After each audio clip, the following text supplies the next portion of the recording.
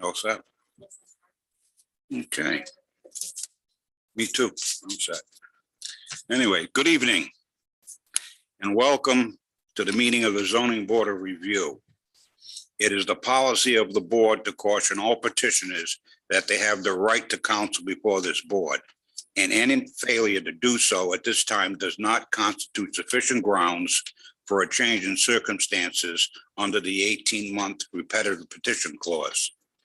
All petitioners are also cautioned that if a petition is approved, all construction must be done in compliance with the submitted plans, application, stipulations, and testimony presented to the Zoning Board of Review during the meeting the petition is heard. If there is any deviation of plans, application, stipulations, and testimony after the petition is approved, all petitioners will be required to revisit the Zoning Board of Review. All work that deviates from the approved plans, application, stipulations, and testimony will be ordered halted and promptly removed. This is a public meeting. Comment from the public will be heard prior to any motion at the close of testimony by the petitioner and board members. Comment will be limited to the petition that is being heard. No testimony will be heard concerning any issues that do not appear on this meeting's docket. We have a curfew of 10:30. Basically, what happens there is if we're still in the middle of a case, we're going to stop, decide to either complete the docket that's presented to us this evening or continue to another meeting. Smoking has to be done outside the building, okay? And I would ask that you turn your cell phones down to vibrate or no ring or whatever. And if you have any need to after your petition is heard, to discuss anything between yourselves or council, if you have it, please use the outer chambers here, not the chambers directly back here where the elevators are, because the noise reverts back into here, and sometimes we'll miss what a petitioner is saying or what a board member is questioning. Masks are optional. I'm going to ask that you stand up at the podium to drop your mask down and maintain some social distance so that we can hear you a little bit better. With that, I need the swearing in the zoning officer, Counselor. You swear to tell the truth, the whole truth, and nothing but the truth, so help you God. I do. Thank you. Okay, we have a full membership tonight, 3 here in the chamber.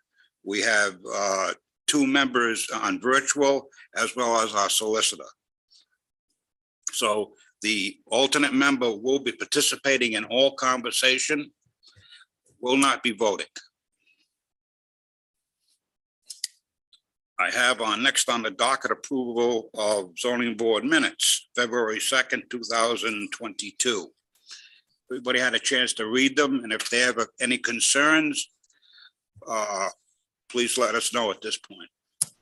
Any concerns with the meetings, the minutes? Nope. With that, I'll No need a motion concerns. to approve. So moved. Do I have a second?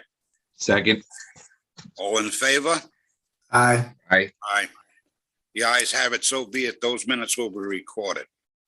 Zoning officers report. Nothing this month, Mr. Chairman. Under correspondence and discussions, we don't have anything. Under staff reports, we have the planning department staff report, which is public record, and the February complaint list from the zoning officer. Any issues on there that members have concerns with? None. None?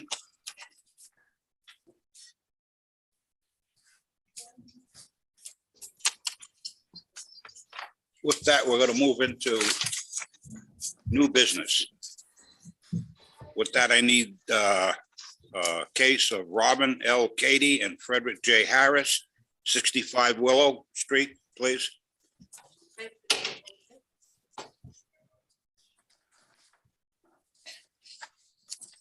Counselor.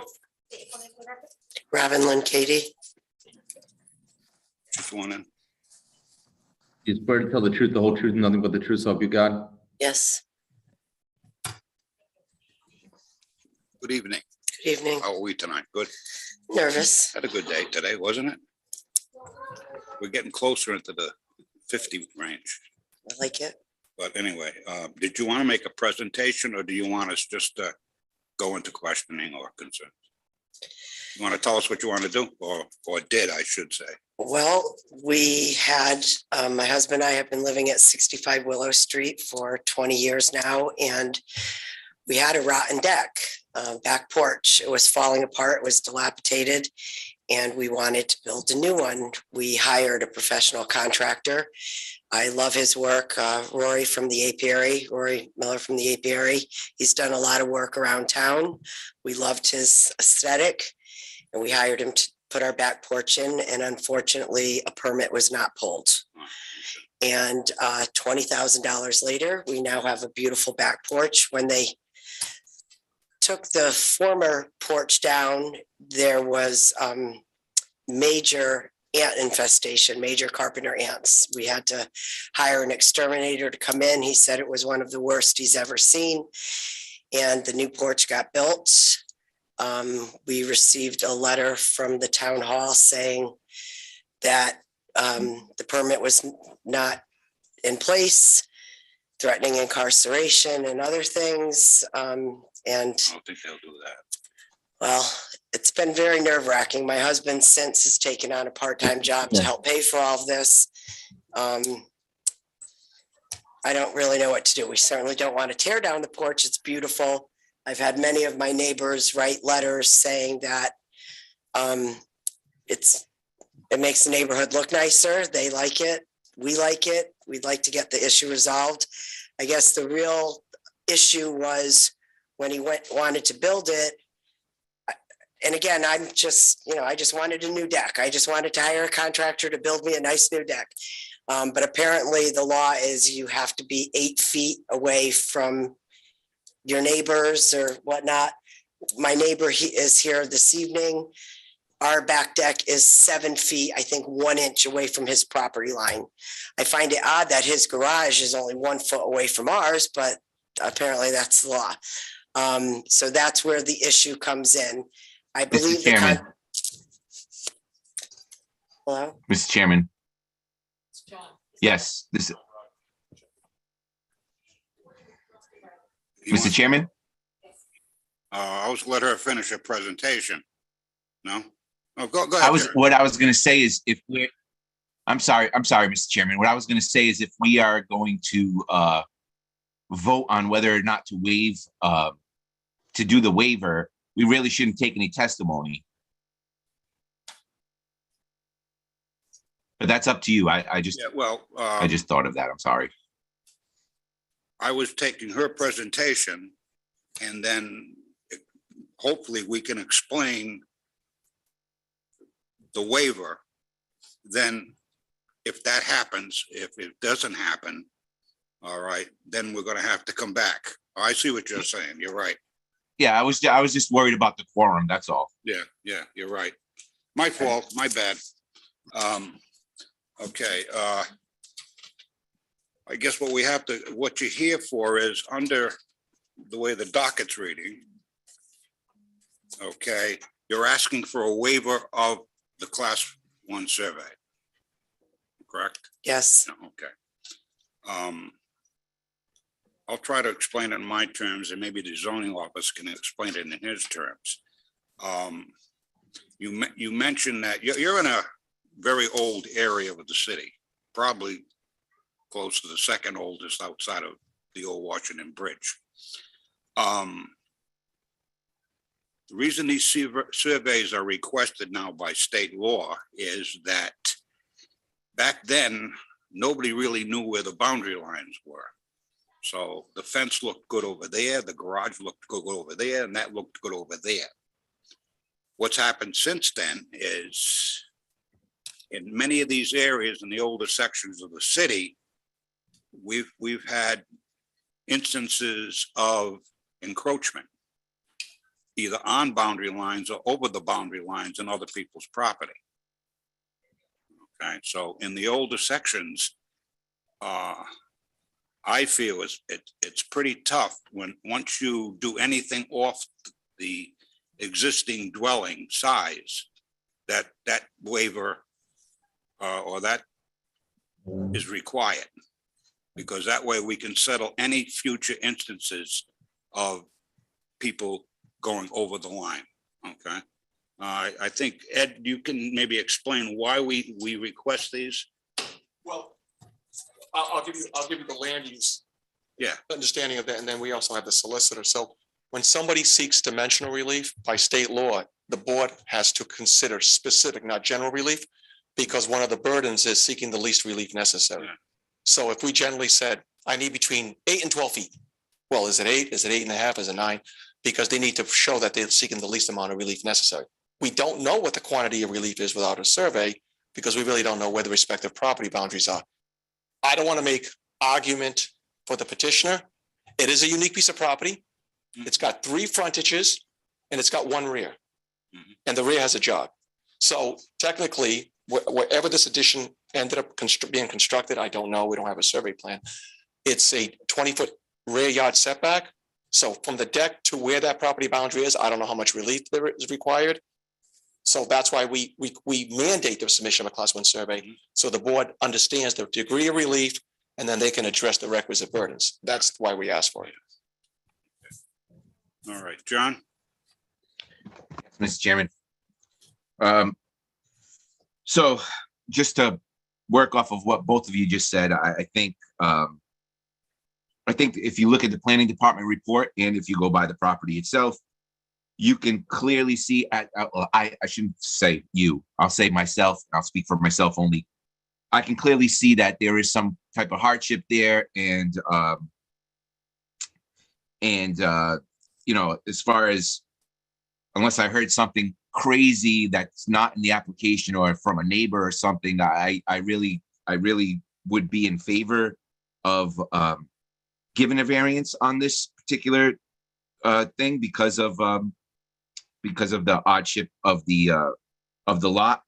But that being said, I'm only 1 vote, of course, and what you were saying about specific relief and using it as a way to clean up old parts of the city, both of those things are true, and that's why to waive a dimensional variance, to waive the site plan for a dimensional variance really makes no sense for us, and it would make it really almost impossible to grant the variance. So therefore, you know, I say that we require them to get the site plan and have them come in front of us for the relief. Okay, thank you. Mr. You're Vogel. welcome. Yes, I agree with Mr. Braga. You know, as Mr. Pimentel said, I mean, it is a unique property, but that's really taken into effect on the variance itself, the dimensional variance, and not whether we need a site plan. You know, I do think we need a site plan to know the relief that we're granting, you know, for this particular case. So I think we should have a site plan. Didn't I hand that in? You all set, Mr. Vogel? Yes, thank you, Mr. Chairman. Mr. Pascal? I have no concerns with waiving. Mr. Crowe?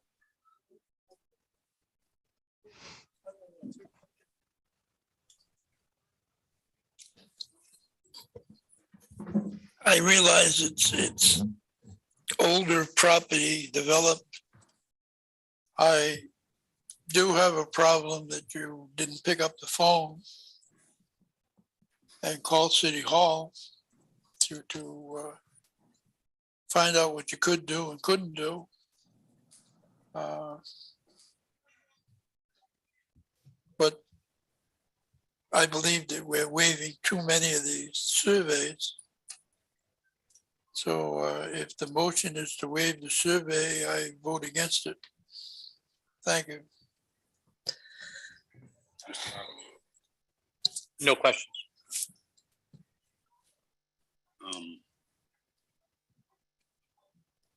Again,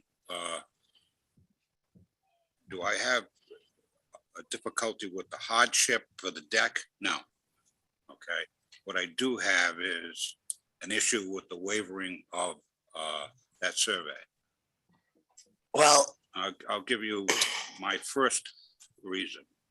My first reason is you've been on the property for 20 years, okay? Guy next door buys, sells his house, they come in. If there is an issue, then there's going to be a challenge, okay, on those lines, because as indicated by the zoning officer and one of the members, we don't know where anything is. I think the hardship for the deck being there, all right, is that it predates zoning. Back then, you didn't know. Wait, okay. And again, I feel the deck is fine, but you've also made a considerable investment in this thing, okay? and we hired a Right. professional contractor to And- do it.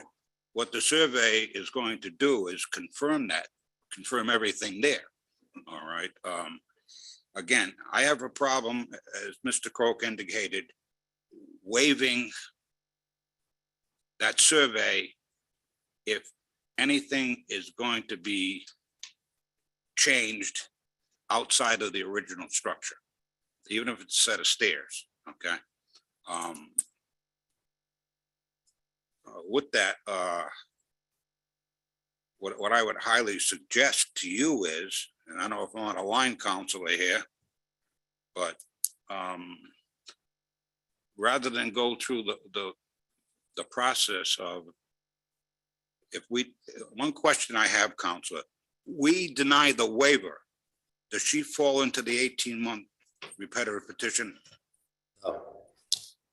No, if you deny the waiver, all you're saying is that she needs to submit a survey plan.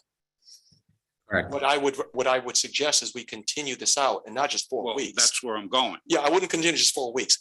Getting a survey is difficult at best now in these circumstances. I would at minimally kick it out 8 weeks to give her opportunity. And then if she needs Well, I another don't want her to continuance. pay for a That's refiling why- or a repetition. And that's why I say to I don't continue. want that, because I don't think anybody here, or I've indicated what I see in front of me, here is what they want to do, and you didn't pull the permit, you didn't pull the permit. A lot of people don't understand that.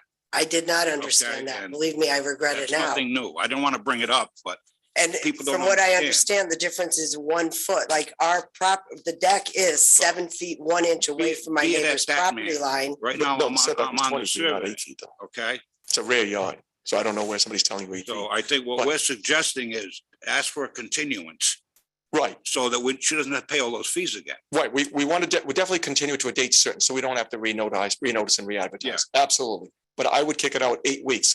We're not delaying construction. It's been constructed. So it's not going to be an It's not gonna affect impingement anything. on somebody delaying a project. But what it would be an impingement is constantly continuing, bring it out, go back, because I couldn't get a surveyor. Give 8 weeks.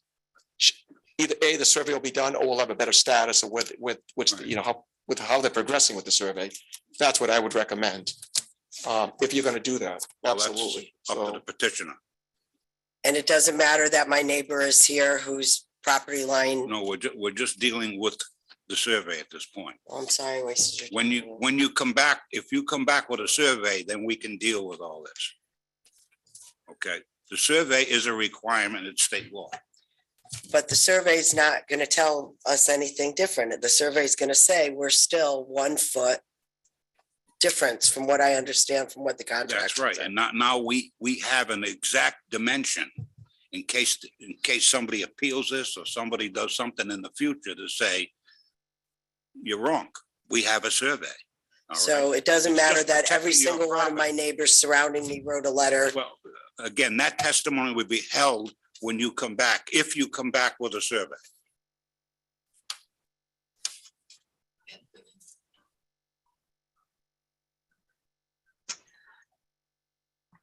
Do we need to have a vote? yes, No, I need to have somebody It's- request. that date is May 4th, if that's what the board wants to consider. No, I'm saying do we need to have a vote to not have, to, Oh, yes, yes, We have yes, to vote on it, yes. but I need to know what the petitioner would like to continue. No. So I think we're voting on the waiver regardless, right? That's not a continuance, Mr. Chairman. So I'd like to, Waiver. And as a result of that vote, then we determine if the petitioner would like to continue this other matter, right? So they don't have to advertise. Okay, do it that way. Doesn't matter. I'd like to make a motion to deny the request of a waiver of the Class 1 survey. Okay, I have a motion on the floor to deny the Class 1 survey. Do I have a second? Second, I have a second by Mr. Croak.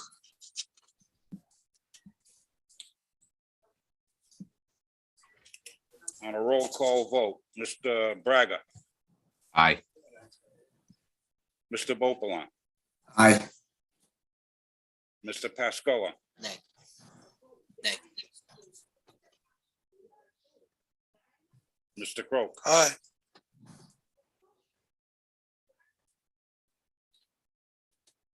I'll vote aye as well. So let me ask you this, so now I paid additional. I need money. you up at the podium, man.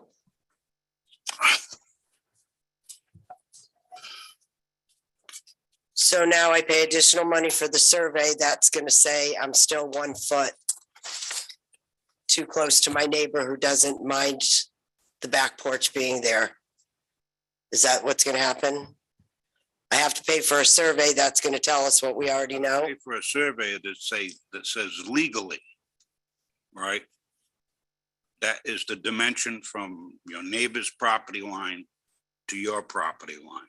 Your neighbor can approve it now, but he can sell the house next week. Now it's a new neighbor. New neighbor comes in, has their property surveyed, and then finds out that your house is right on the property line. But it's not on the property line. Ma'am, We don't know you that. have to we don't know that. It has to be documented, okay?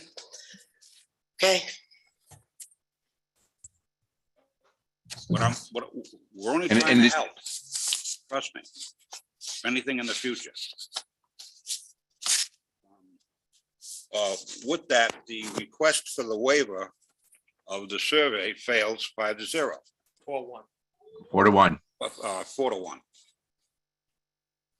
Now, I would suggest a continuance as the zoning officer recommended. If you withdraw, then we have to be notice, we advertise, you gotta pay another application fee, that's what I'm trying to avoid. Don't withdraw. No. Continue it out. Yeah. so pay for the survey and then come back. Here's what it is, do this again, Okay, fine. but I just wanna. Excuse me, sir, if you're gonna talk, I need you up here and I need to have you sworn in, please. Okay? Counselor, You swear to tell the truth, the whole truth, nothing but the truth, so help you God? Absolutely. Thanks. Ian, IAN Stover, STOVER. I just want to understand the way that this is going to go out. In 8 weeks, whatever the survey says, right? I know in Riverside, things are grandfathered in. I know in Riverside, there are streets that have actually been overtaken by residents' property. I'm just trying to understand if legally we need the survey, or if a neighbor had a survey done, is there a way to use that survey or that plot out rather than her having to pay for another survey done if it's adjacent to her property? Not mine, but another neighbor. That's what I'm just trying to minimize expenses. If you, The neighbor between, but if next to us if is, a neighbor surveyed in a property that's either adjacent or proximate to it, you definitely want to contact that surveyor, because they're going to work off their points and it's going to be a lot less costly. Does it matter time frame? So as long as it was done within the last 7 to 10 years, whatever. Well, okay, and I don't want to speak out of turn because I'm not a licensed surveyor. My understanding was that prior to 2010, the regulations were different.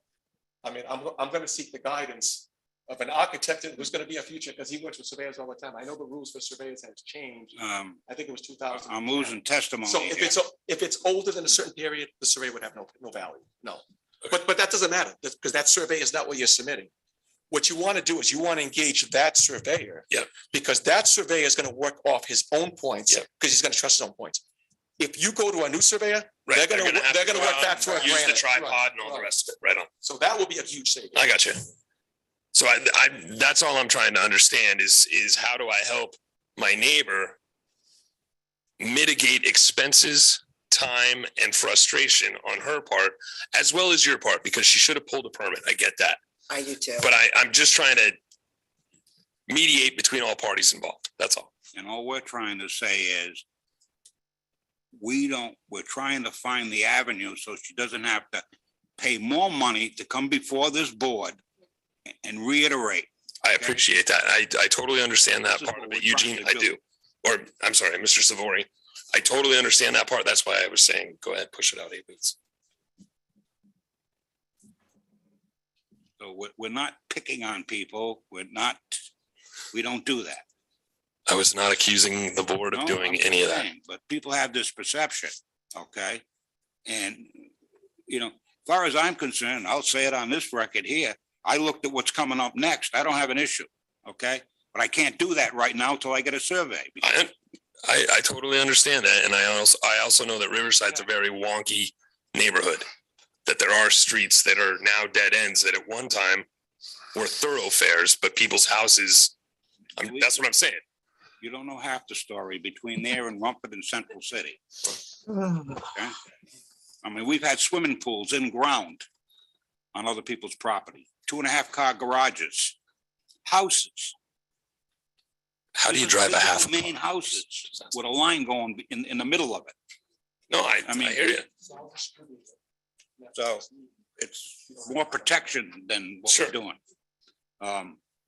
So with that, Just before we go there, Counselor, I know that Mr. Conley and I are still figuring out the whole issue with hybrid and so forth. So I just want to make a cautionary tale that we may or may not be on hybrid at that point. I don't know, and I want to be careful.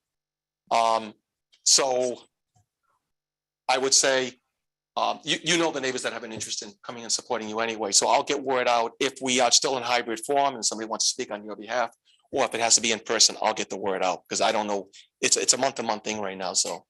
well, I was gonna touch on that later on. No, I know, but we're continuing matter now, so I want to make sure, understand that. I was gonna touch on that later on. but for these And individuals. As we. I know they stand- came in person anyway, but there may be somebody who wants to speak on your behalf, for example, by Zoom, and I don't know if that's going to be available at that point. So I just want to tell you that up front. But I will convey to the property owner before we get to the May meeting whether that option is available or not anyway. So What is the May date? May 4th.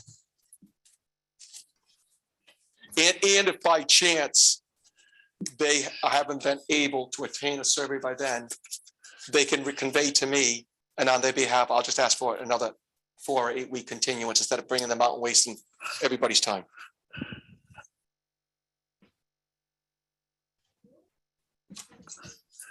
Well, I was gonna address virtual, but. Well, I just had to put that at the notice end of because the meeting. we don't know what's gonna happen to these people. That's why I need to put that notice. Yeah, in. I understand that, but So- whatever we decide to do in April or May, okay, they'll have to be informed that it's either gonna be virtual or not virtual. No, I know, but I don't want to incur another advertising expense and we can't incur, so that's one to figure. What I'm trying to say is, because this was virtual, that means they have to have a virtual 8 weeks from now. Not necessarily. Well, No. that's what I'm saying. Yeah. That's what I'm indicating, Right. okay? But I was gonna bring that issue up later because we need to talk to the members about what's going on. with Understood. virtual, all right? But these As far as people, I'm concerned, let me finish, Yeah. please, okay? April, it can be virtual. I really don't care. But hopefully by then, this board will have a chance to understand what's happening here, okay? And make their decision. Yeah. And that's about as far as I want to get into it right now, Ed, until, but Gene, I don't think the public needs to be involved in it. Gene, these people are not going to be noticed again.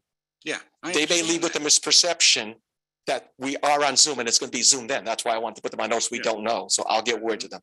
It could be either or. Right, that's why, but I had, Yeah. I don't want misperception to the neighbors, so. Based on the input of this board. All right, so May 4th is the date, John.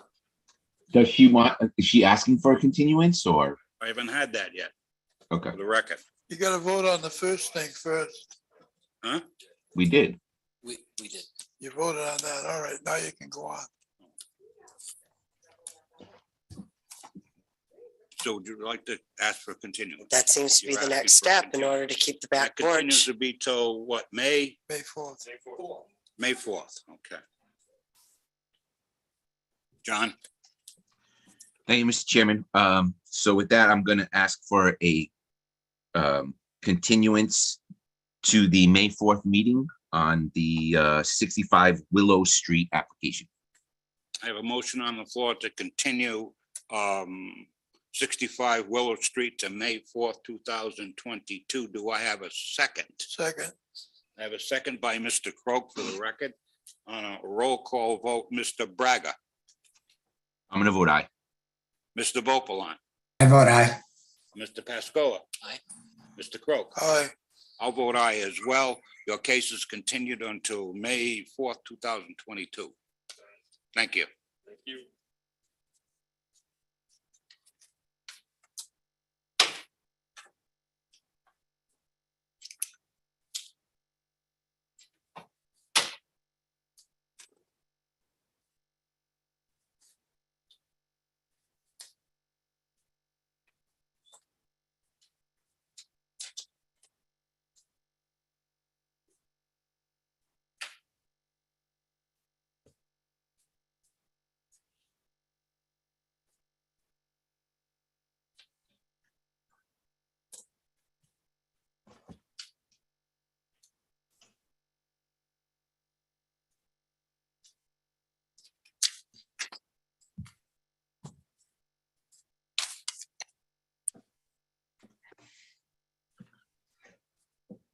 Continuing in new business, Christopher Clegg and Christine Montanelli.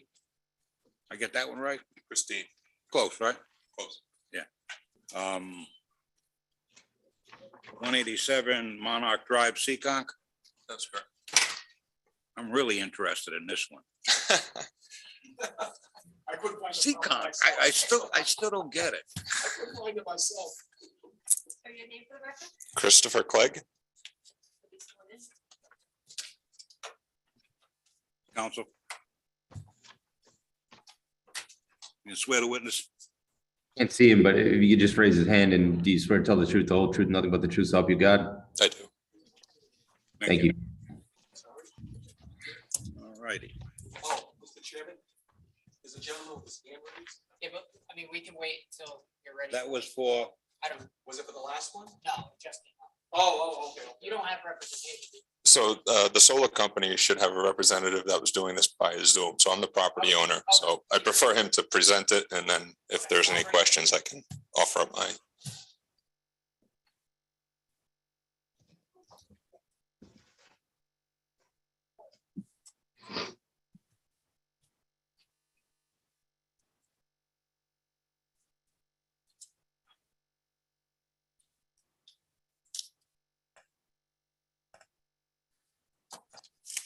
Hey guys, can you hear me? This is Peter Hughes. Yes, we can hear you. Great. Take your full name again, please. Peter, Take your full name again, please. Yep, Peter Hughes, Hughes. Thank you. Yeah.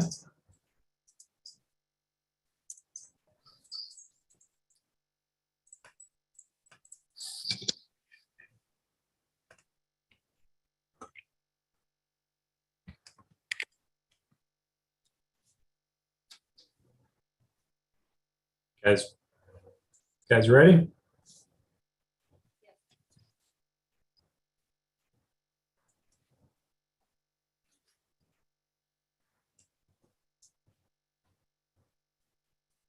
All set, Mr. Chair? Mr. Chairman, all set? yeah, I'm set. Yes, all set. Yeah, please. He's been Okay. sworn in. Yes. No. I'm waiting for the presentation. Mr. Hughes, are you an attorney? No. Then you still need to be sworn in. Right hand. Do you swear to tell the truth, the whole truth, nothing but the truth, so help you God? I do. Thank you. Sure. Okay, so yeah, this is just it's basically a residential ground mounted solar array. It's the reason it's the address is Seekonk. So the house, if you look at the, I don't know if you guys have the site plans in front of you, but if you look at the map, you'll see that the house is actually in Seekonk, but where we're putting the array is actually on the same property, but in East Providence. So that's why we're here. And basically, it's a 40 panel ground mounted solar array. We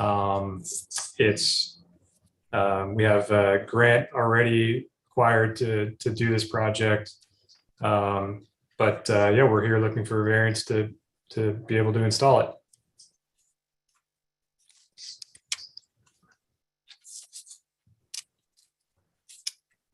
You're all set with your presentation, Peter? Sure, yeah. Sir? If there's questions, I'm here to answer them. So if you're not familiar with the location, it's next to Fort Town Farm. Over. Looking at the position from across the pond, I'm gonna say it's a Ward 3 issue. It could be 4, it could be 3, I don't know. It's probably 3. 3, I'm figuring 3, looking at, if I look east with a compass. If my memory serves me right, Hmm? 3A's was Ward 3. Yeah. And this abuts 3A's. So, Mr. Pascoa, I have no issues, Chair. I'm good. Mr. Croak, Okay, looking at your property and looking at the other houses, I gotta come to the conclusion that this lot of yours is landlocked. In other words, nobody's gonna allow you the right of way through their property. No, you're correct in that assumption. Alright. So So in order to get to your property, you would have to build a bridge over the water. confused. So in order for East Providence In order to for access, anyone to get on that property without going on anybody else's property, you'd have to go across the Runners River. you have access through my Seekonk parcel. Are you gonna allow a right of way? In other words, if I wanted to buy that lot and build a house, Oh, it's would you give me a right of way through your property? there's a cul-de-sac where Yeah, there's essentially the property, the state plastic, line, the state line is about 6 feet, because I had to get it surveyed for this. So the state line is about 6 feet off the end of that cul-de-sac, which I believe in Seekonk, there's a 6 feet right away where the town owns. So in essence, the cul-de-sac goes right to the state line. So we purchased both these properties at the same time. So they're really, even though they're in 2 different parcels, 2 different states, the East Providence piece would be useless to anybody that didn't own the Seekonk piece. If that doesn't confuse things. it's leading up to what I wanted, Sure. that the piece of land is landlocked By by other property. You can't get in and out of that property freely without going across somebody else's land. Am I right? just my land. All right, just your land. So I'll ask you the same question again. Would you grant an easement for somebody to drive across your property, have a driveway through your property to get in and out of that lot? If I sold that property, oh, yeah, You would? well, that'd be the only way to access it. That's right. So if I was to sell that, Forget it, you're missing my point. I think so. I think I am. The land is landlocked. In other words, you can't drive up a street and go into that piece of land. You can't go into a driveway and go up to that piece of land. The land is blocked by property on the Seekonk side. So you'd have to, You have to walk across 6 feet of Seekonk. that's right. So from here to TV, You could walk across that 6 feet, then you'd be, so it is, yes, it is landlocked. There's no road You're that goes into there. definitely a hockey player. You're definitely a hockey player, Soccer, but that's okay. a blockhead. I know your father. What I was trying to get at is the land is landlocked. So in order to get in and out of there, you just have to somehow cross the running river. In order to get in and out of it through East Providence, you would have to cross the Runnings River. That's right. So that ends that. So what you want to do is put up a solar farm, a small solar farm, 15 feet by 25 feet. small. It's little. just 17,000 kilowatts. Just for the, we have a greenhouse that we grow plants in. And then it would also supply our house, our residential house. Is that greenhouse the concert shaped building down at the end of the street? The cul-de-sac? Yes. Okay, I turned around in there. Yep, that's the one. Oh. No, I'm satisfied that the land is blocked, it's landlocked. It would probably be a lot of swampland in there from the Runnings River. So it's not a buildable piece of property like your home is, a buildable piece of property. No. So I have no problem with what you're planning to do. Thank you. Mr. Chairman, I drove there and I walked down the dirt road. There's an actual dirt road that goes right from the cul-de-sac across the 6 feet of Seekonk grass into the East Providence grass. And I wouldn't really call it landlocked. And it's all part of his one parcel. Am I correct? So it's like if I had a big backyard and it happened to go across the state line. So he has access through the property where his house is sitting, which is the north side of the cul-de-sac. But then there's another access point right at the end of the cul-de-sac with a dirt road right directly to this property. Yeah, but the part you're missing is he stated. But it's all one big lot that just happens to go across the state line. It don't make a difference. If he don't allow a right of way through the property, then the question is mute. Whether there's a road there or it's a dirt road. Well, it's probably used for. Isn't the right of way his own? He's got access through his own property to his own property. So what right of way would he need to go from his own property to his own property? Well, he owns on both sides in one big lot. The question would be, is he going to build a house for himself, which he's got a beautiful home there now? But I don't think he's not here to build a house. No, he's not. He's here to build a solar farm. The point I'm trying to make is that he's not going to give a right of way to the property through his property, the rear property. It's 2 lots. So how do you get to the property if Mr. Clegg decides that he's not going to give, and we're jumping a point because the property is not for sale. How are you going to get to the property? So the hypothetical is if he decides to subdivide his yard. Yeah. But that's not on the table. I'm not saying that. I never said it was on the table. I'm pointing out that the lot in itself, just the lot, get the lot. The lot is all by itself in a different city. It's basically surrounded by high-priced homes. Okay, now the only way you're going to get to that lot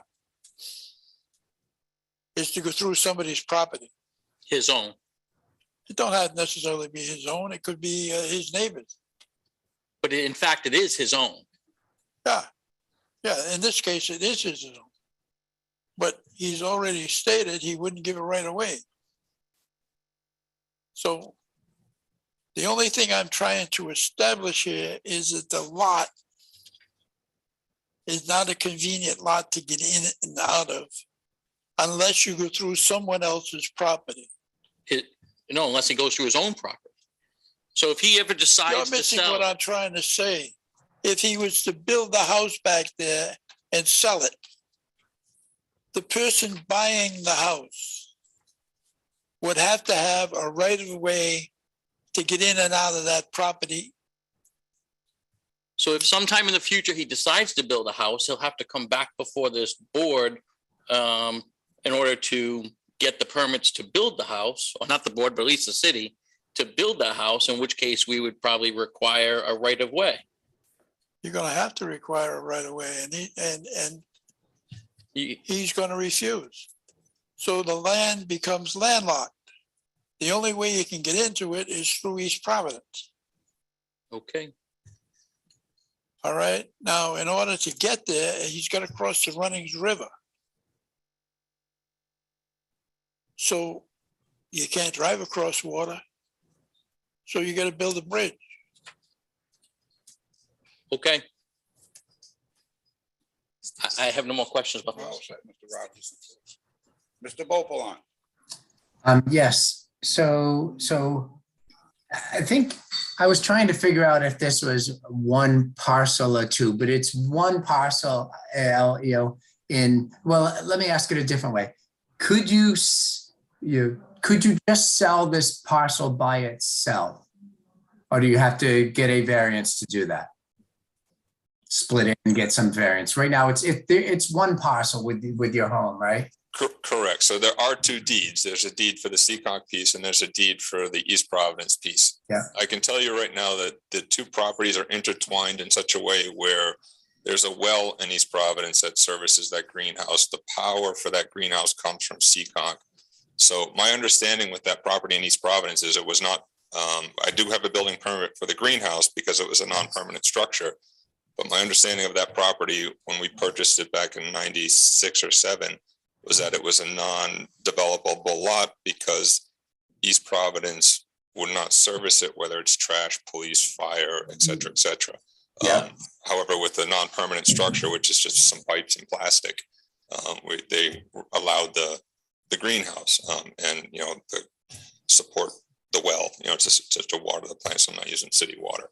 But I don't believe that I could put a house there, and nor is it my intention ever to put a house there. So, yeah. So the city of East Providence does have a merger provision. So if both these parcels were physically within the jurisdiction of the city of East Providence, they would be treated as one parcel as an operation of zoning law, because one of the parcels does not have physical frontage on a public right of way. The problem is one is in a not only totally different jurisdiction, it's in a totally different state. But that being said, regardless, the parcel in East Providence doesn't have any frontage on a public right of way, which would mean that if they ever wanted to put a house lot minimally, and I don't even know how much acreage is deemed suitable for development or any of those questions, but minimally, they would need a variance from this board because all properties need a minimum of 40 feet on a public right of way. That means without the approval of this body, there would be no ability to develop that parcel. Given that, then you would have the argument of, well, but you have the other house lot that's tied to this house lot. How would you be able to prove the burdens, the requisite burdens? So it probably is great difficulty, if at all, to ever be able to improve that lot. I don't see how it would be feasible, but is there an opportunity to come before this body and do it? Maybe. But then now you also need permission of the town of Seekonk to physically use that, to get over the lot, to access and to provide, because every property is supposed to have, as one of the standards for the granting of approval or subdivision, is a safe and permanent access to a public right of way. I don't know if you could prove that in Rhode Island when it'd be Seakonk's call. It sounds difficult, very difficult, I guess. Let me give you a little history. Up in Rumford, Winquist wanted to build a house and it was landlocked. And the neighbor gave permission to put a driveway through the end of his property to ingress and egress the new house. And it was granted by the zoning board at that time. And it's been in existence for maybe 40 years, no problems. But I'm getting off the subject I want to be on. And the only point that I was trying to make in that it'd be hard to develop that lot for residential purposes. And it'd be extremely costly. So we basically come down to, we have a landlocked piece of land. Unless East Providence was to change their ways. So I see no problem with what you want to do with the piece of property. Thank you. Mr. Beaupont, you're still on. Yep, thank you. So I know it's probably in here, but I can't recall. What's the size of that property? The East Providence parcel, I Yeah. believe, was 3.5 acres. Okay, 3.5 acres, okay. You know, I was just trying to figure out the case. It's fairly unique, at least for me, as, in terms of seeing this type of a proposal, but it looks very well sheltered where it is, and given the condition, I agree with Mr. Croak, it'd be very difficult to develop on there. Unless I hear something differently, I'm not too concerned about it. I have no further questions, Mr. Chairman. Thank you. Mr. Braga. Thank you, Mr. Chairman. Yeah, I don't have any real questions. I believe that given the uniqueness of this situation, we're not setting any kind of precedents or anything. I mean, this is just, it's a landlocked piece of land. Well, it's a piece of land that cannot be developed, and might as well utilize it for something good. And I believe solar energy is the future, and it's it's something good. So I really have no issues with the application. Thank you. I told you it's going to be an experience. It's unique. It's unique. Never heard it. Quick thing, off of that curiosity, you get a tax bill from the city? Yes, we do. Yep. Not bad. That's all. Doesn't compare to my $620 electric bill last month. Don't require any type of services. I'm sorry, missed that? I'm saying you don't require any type of service. No, not at all. No. Other than. However, Yeah. however it's zoned, Yeah. recreational open spaces. I think we pretty well determined that, I myself feel, again, it would be rather expensive to develop that piece of property. It was never my Probably very intent. difficult, knowing Seekonk. So, and how they traditionally do things there. So, I don't have an issue with it. I went there, I looked at it, and to me, I didn't see it was going to impact anybody personally, how can I say this?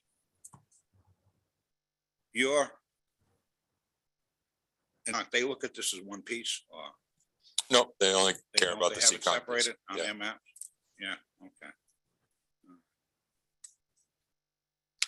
So if you were to try to do anything in there, again, the only access, as Mr. Croak explained, is gotta do it by boat.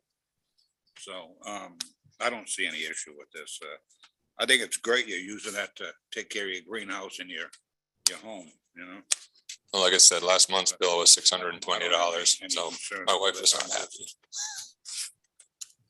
Been hanging around here a lot of years, and I never knew this about the city, that we actually have something on the other. I just assumed that was all Seekonk over there. I believe it's the last piece of farmland in East Providence is on the other side, Yeah. behind my Is it? property. Yep. Huh. Four Town Farm, there's probably about 7 acres left of the farmland in East Providence. But anyway, I have no other concerns. Are there any other concerns or members of the board? No. I guess the question is, anyone in the audience wishing to speak in favor of this petition, could you please come forward? Hearing, seeing none. Anyone in the audience wishing to speak against this You want a petition, motion? could you please come forward? Want a motion? If anyone on Zoom, please raise your hand using the button at the bottom of the screen if you want to talk about this application. That was my next question. got it. I think you're all set. Nobody? With that. So a motion is in order for a use variance. All right. Based on all the evidence presented, zoning board review, and the personnel knowledge of the members of the board of the land area, the city of East Providence, the zoning board review hereby finds that the use is compatible with the neighboring land use, that the use does not create a nuisance in the neighborhood, that the use does not hinder the future development of the city, that the use conforms with all applicable sections to the use requested. The applicant would be deprived of any beneficial use of this property if the applicant is required to conform to the provision of the zoning ordinance. Therefore, I move this variance be granted, subject to the petitioner obtaining all necessary permits. I have a motion on the floor by Mr. Pascoa to grant the use variance. Does the petitioner agree to the motion and all conditions are stipulated, understanding that strict compliance means that any deviation will necessitate revisiting the zoning board of review? A revisit can be requested by either the zoning officer or any member of the zoning board of review. I do. Do I have a second? Second. Second by Mr. Croak. On a roll call vote, Mr. Pascoa, I'll vote aye. Mr. Croak, I vote aye. Mr. Braga, I'm gonna vote aye as well. Like I said, the unique structure, the unique characteristics of the land, clearly, there's a hardship there, therefore I vote aye. Mr. Beauplan, Yes, Mr. Chairman, I agree with Mr. Braga. I think there are unique characteristics located, the position of the land, the fact that, as Mr. Croak was describing, it is basically landlocked from Seekonk. Clearly, the hardship is not the result of anything that the applicant has done, any prior action. And I think that, as people have mentioned, that certainly the variance they are seeking is a good one, for renewable energy. So I'm going to vote aye as well. thank you. I'm going to vote aye as well, based on a testimony before this board. It's a landlocked area, so I don't see any intrusion to the neighborhood or changing the neighborhood or devaluating it as well. So I'm going to vote aye as well. Your request for the use variance passes 5-0. Good luck and thank you for your time. Appreciate it. And the Thank tax you. bill is going up, Doesn't it always? I got to tax the solar farm. Good night, thanks. Thanks, guys. Okay. In continued business, City of East Providence and Touchdown Realty Group, LLC. 1220 Pawtucket Avenue. Mr. Conley, Yes. my wife was a guest at Dockwatton for several months recently. Should I recuse myself? No, so long as she doesn't have any financial interest in the outcome, you're all set. Okay. Counselor. Good evening. Good evening, Mr. Chairman and members of the board. For purposes of record, my name is Christine Angustian with the law office at One Grove Avenue, East Providence, Rhode Island. The applicant, Touchdown Realty Group LLC, is represented by Attorney Joseph Brennan of Warwick, Rhode Island. Attorney Brennan asked that I appear here this evening before you because he had a scheduling conflict, and he asked that I appear in his stead and on behalf of Touchdown Realty Group LLC. There is a use variance presently before this board. The subject property, which is currently owned by the City of East Providence, is situated at 1320 Pawtucket Avenue and identified as parcel 9 on map 503, block 23. It's located in a residential 3 single-family zoning district. On the premises is an historic structure, formerly the Union Primary Elementary School. The applicant wishes to retain that structure and convert the former use to a multifamily dwelling containing 8 apartment units. That use is, as you know, from the use variance application, a prohibited use in the residential 3 zoning district. In support of tonight's application, I have 2 persons here with me this evening. Mr. Thomas Clayton, who is the manager of development for the applicant, Touchdown Realty Group LLC, and Mr. David Sisson, the architect for this development proposal. I would first like to have Mr. Clayton come to the witness stand and say a few words about the applicant and its intent for the subject site. And then I would present Mr. Sisson to provide the details of the development proposal. So with this board's permission, I'd like to call Mr. Clayton at this time.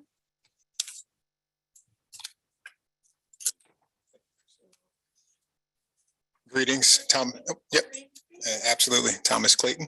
You'll be sworn in by the. Yes, Raise your right hand. Do you swear to tell the truth, the whole truth, nothing but the truth, so help you God? I do.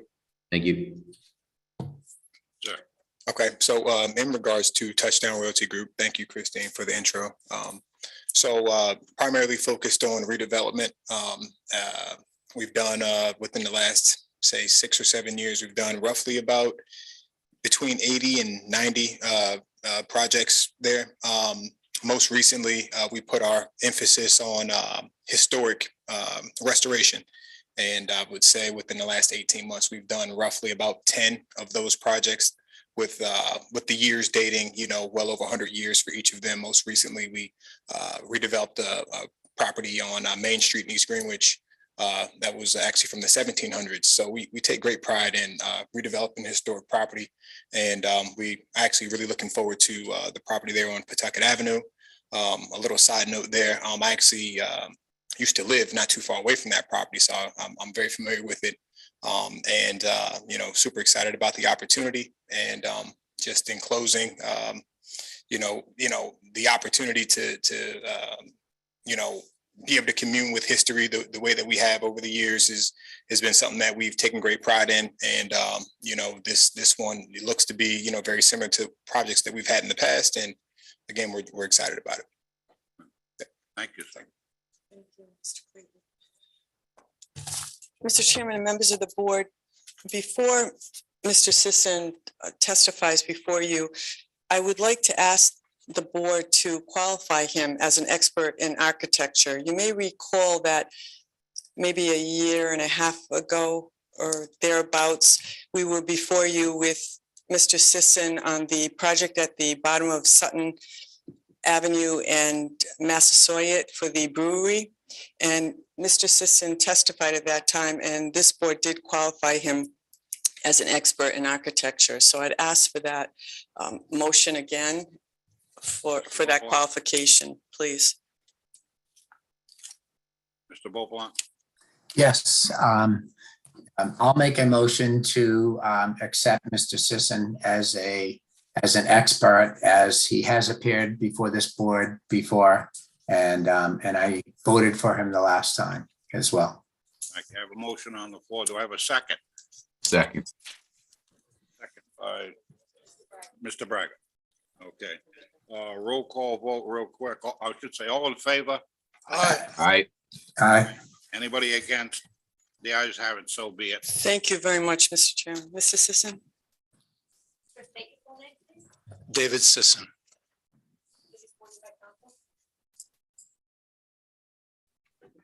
Do you swear to tell the truth, the whole truth, nothing but the truth, so help you God? I do.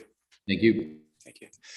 So first of all, I'm very excited to be appearing for you this evening.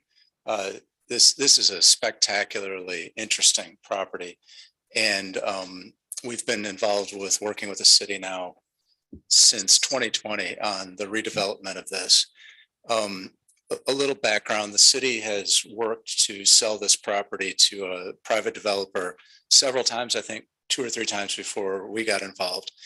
And for whatever reason, it hasn't gone forward. We've worked very hard to overcome issues to get before you tonight. And, you know, again, I'm very excited. I could probably talk to you all night about this project, but I promise I won't. This is a schoolhouse. It's been a schoolhouse since before, best of my understanding, since before East Providence was a city.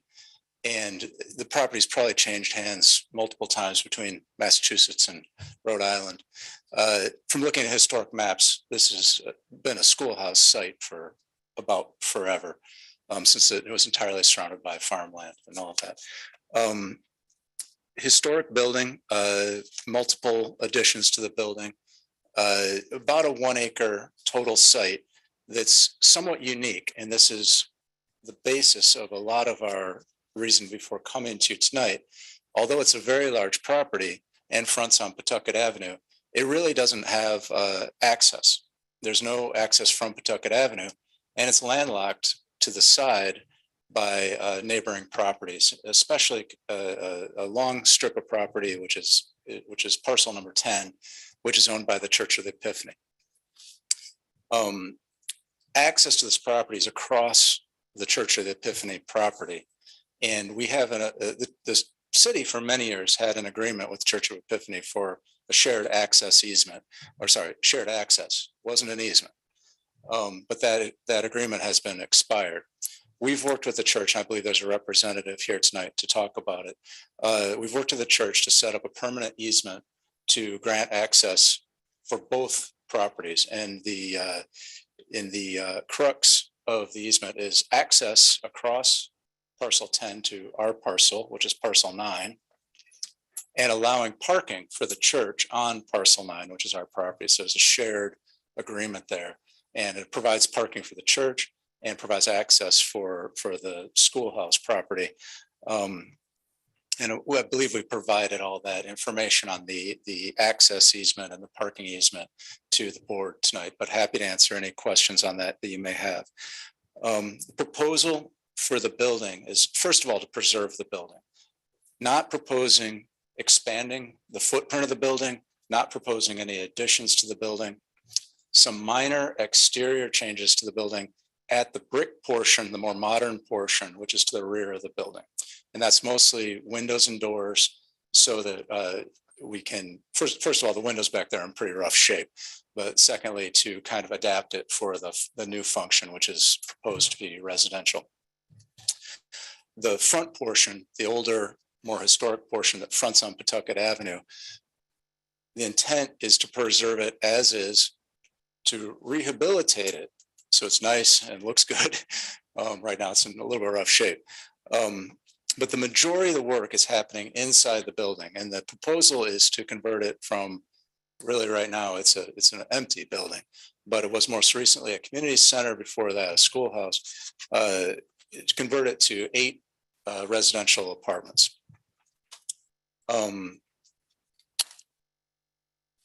Additionally, intending to do exterior work on the site itself, landscaping, redo the parking lot. Parking lot is going to stay in its current configuration. They get new curbing, new pavement, some site lighting, low scale site lighting pointed away from the neighboring properties. I believe we've agreed to redo the fence that surrounds the property because that's kind of rough shape. And we're going to put of course, a trash dumpster and enclose it per the ordinance in the parking lot area. We're going to provide parking per the ordinance, which will be 16 parking spots. Those will be clustered up by the schoolhouse building. The balance of those parking spots are available for the church. They are the primary user of that. And also, if this building has some overnight guests, they can use those. But the intent is for our group to keep that parking clear for the church to use for their functions. We believe this is the lowest impact use for the building. The building is currently a city-owned building. City doesn't really need to ask for permission to use it how they see fit. However, in order for the city to sell and for somebody else to use it, The only allowed use for this property in the zone is a single family residence. And I think you can all understand that a 1 acre site with a 7,000 square foot schoolhouse is probably not going to make a very good single family residence in the zone. There might be somebody who's interested in it, but doubtful that it makes a lot of sense. Any other use would be coming before you and asking for the same thing, which is a use variance. So if I wanted to do a private nonprofit in that, they'd still be coming for a use variance in front of you guys. So the unique character of the property is, first of all, the historic nature of the property, in that preserving that building is in the best interest of the city and the community and the building itself. The size of the property, because of its landlocked nature, it really can't be split to multiple single families and preserve the schoolhouse as a single family. It's just not a proposal that would get much traction. Those are really the reasons: the landlocked nature, the size of the property, and the historic nature of the property for why we're asking for a use variance in this. We're not asking for a dimensional variance. There are a couple of existing nonconformities. There's an existing side setback that's non-conforming, and the lot coverage, impervious lot coverage, is also slightly non-conforming. We're actually bringing the impervious lot coverage into further conformance with the ordinance because we're removing some pavement off the site. So we're coming closer to the ordinance as part of this. We're not going to move the building to get the side setback. That's existing nonconformity that we're not proposing to change. And we've been counseled by Mr. Pimentel that we didn't have to seek a variance for the dimensional issues as they're existing. Happy to answer any questions, and I guess I'll step back now. Thank you. Thank you. Thank you, Mr. Sisson. Mr. Chairman, that concludes the presentation. We wanted to make the parties here, the persons who appeared before you and testified, available for questions, if any. Thank you, Counsel. You're welcome. Mr. Volkman. Thank you. Yes, Counsel, I have a couple of questions. So that I understand, the 16 identified parking spots, are they named spots for the units? Or are they, hey, you got these 16 spots, park where, make sure you park in one of these. Do you know what I mean? Like, is it? Whether they're identified as tenants only Right. parking, is that correct? Yeah. I think that they will be. Yes, they will be. Okay, all right. And will they be assigned? It's kind of irrelevant, but more my curiosity. Will they be assigned to an apartment? Like these two are apartment A, these two are apartment B, or is it these 16 are? They will be numbered for the individual apartments. Yes. Okay. All right. Thank you. Can I make one point on your question? Sure. One of the assigned spaces of the 16 is going to be a handicapped spot. That will not be an assigned spot. Okay, makes sense. Good, thank you. And you had mentioned the lights, so the lights will not be facing the neighbors. Yes, they're going to modify those lights that are mounted on the exterior of the building. So Okay. no light should be shed on the neighbors' homes. Good. Okay. In terms of the fence that you're repairing, what size fence are you going to be? What's the height? I have to admit, I haven't measured the height of that fence. It's pretty tall. I think it might even be a little bit taller than 6 feet existing. All right. But the intent is certainly not to make it any taller than it is today. Right. Or not to put a 4-foot fence. Yeah, I mean, something that's buffering the neighbors clearly. There's a buffer fence. In some places, there's actually 2 fences where a neighbor's fence abuts the property's fence, and they're right up next to each other. Yeah. The intent is to pretty much put a nice new fence on our side, and it'd be a 6-foot privacy fence at least. Yeah. Good. All right. Good. Perfect. Thank you. So the trash, as I see it, is in the back. lot Yes. 9 as you identified it. Yes, Right and it will Okay. be enclosed per the zoning ordinance requirements. Good, okay. The regards to the church and when the church uses the spots, how often, or is the plan for those spots to be close to 100% utilized? Sundays clearly, Saturdays maybe, do we know what the schedule for that is? I don't personally, Mr. Beauplan, but I believe there are people here tonight that can speak to that. Okay. And there's an awful lot of spots, right? If I count those up. But You swear this witness in, please? Swear to tell the truth, nothing but the truth, so help you God. I do. Thank you. Kristen, Kristen. Last name is Dee. Thank you. So, major usage is on Sunday mornings, usually between the hour, currently right now, there's only one service at 10 a.m. on Sundays. In the past, there has been one at 8, which is a much smaller service. Generally, the services are between 50 and 7 to 10 o'clock will be between 50 and 70 people. So it's not that many, clearly not that many cars. Other than that, in the evenings, I would say 4 or 5 nights, we have a few 12-step groups that use the church for their meetings. So they would use some of the spots. 3 out of the 4 groups could probably use the spots that are on the church's property and wouldn't spill over into those to the other spots on the city's property on lot 9 right now. And then we have the JDP theater group that is there many evenings, usually from 5 till 8, and they use, a lot of the kids just get dropped off, but they may use some of the spots as well. all right, good, thank you. I appreciate that. All set. All right. I mean, those are the questions that I have at this point, Mr. Chairman. I mean, I'm curious to hear what some of the people in the neighborhood think of, but I do like the plans. I think the plans look good, and right now I think the plans would be an asset to the neighborhood. So I have no questions. No further questions. Mr. Braga. Thank you, Mr. Chairman. Yeah, I just have a couple of things, maybe expanding on what Mr. Beauplan just went through.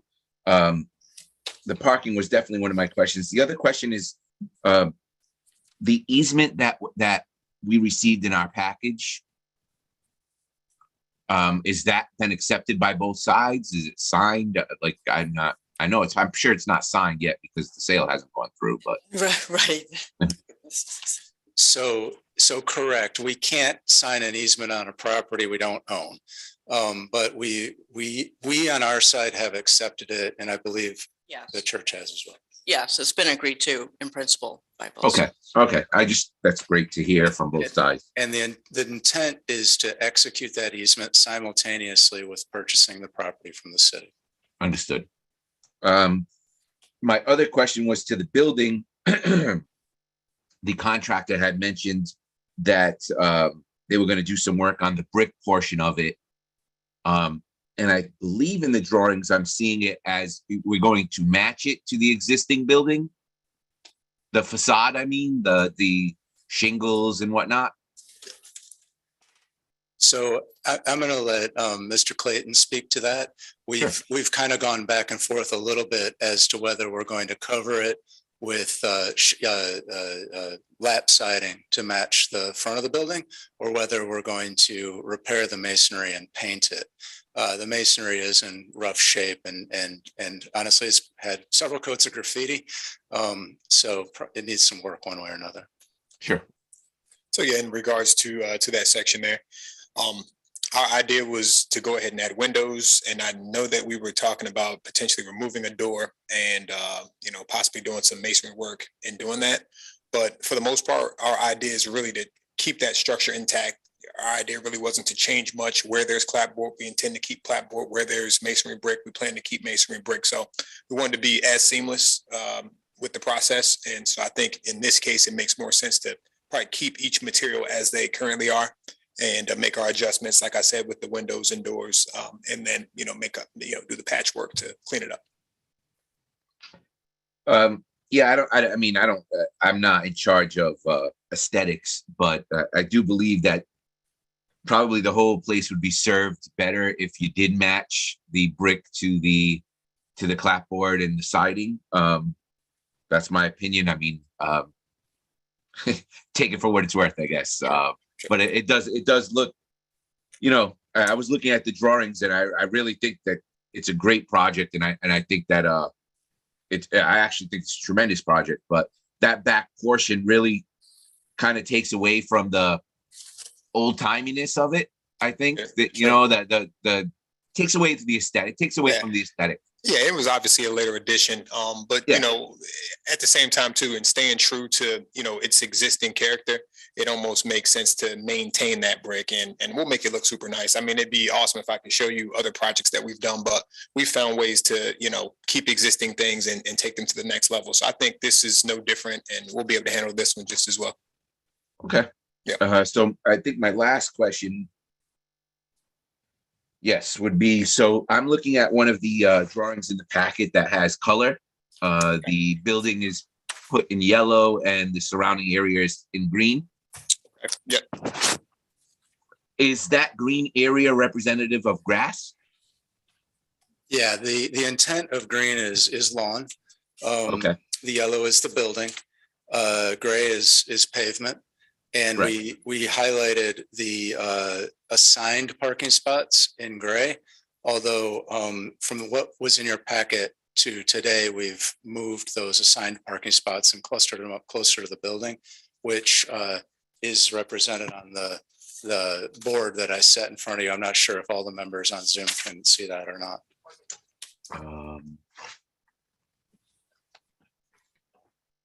That's the only change. It's just which spots would be assigned. Just for clarity. Oh, I see. So you basically just, is that still, oh, you went 1, 2, 3, 4. You took the 2 up top. Did you take any away? There are no spots taken away. We just moved which spots are assigned to, allocated, maybe a better term, allocated towards the schoolhouse itself. Oh, I got you. Yes, you're right. And this 16, is, right? this is also represented in the easement, documents that we've put together. Yeah, so I think I have a track record of when we go from something non-residential to something residential, green space is very important. And if this is the plan that I'm looking at with the green, and that's all going to be grass, I am 100% for it, unless I hear something, outrageous. But if we're sticking to this plan right here, I think it's a great plan and a great proposal and great project. I'm all set, Mr. Chairman. Thank you. Mr. Pascal? No questions or concerns, Chair. Mr. Crowe? Thank you. The easement. When I was over there, I noticed the neighbors use it as a roadway. The way it's laid out, it's tied into a city street up in the back.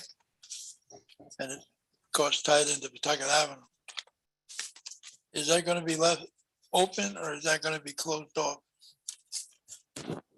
So as the property is today, there's a roadway called St. Michael's Court, which loops around the Church of the Epiphany.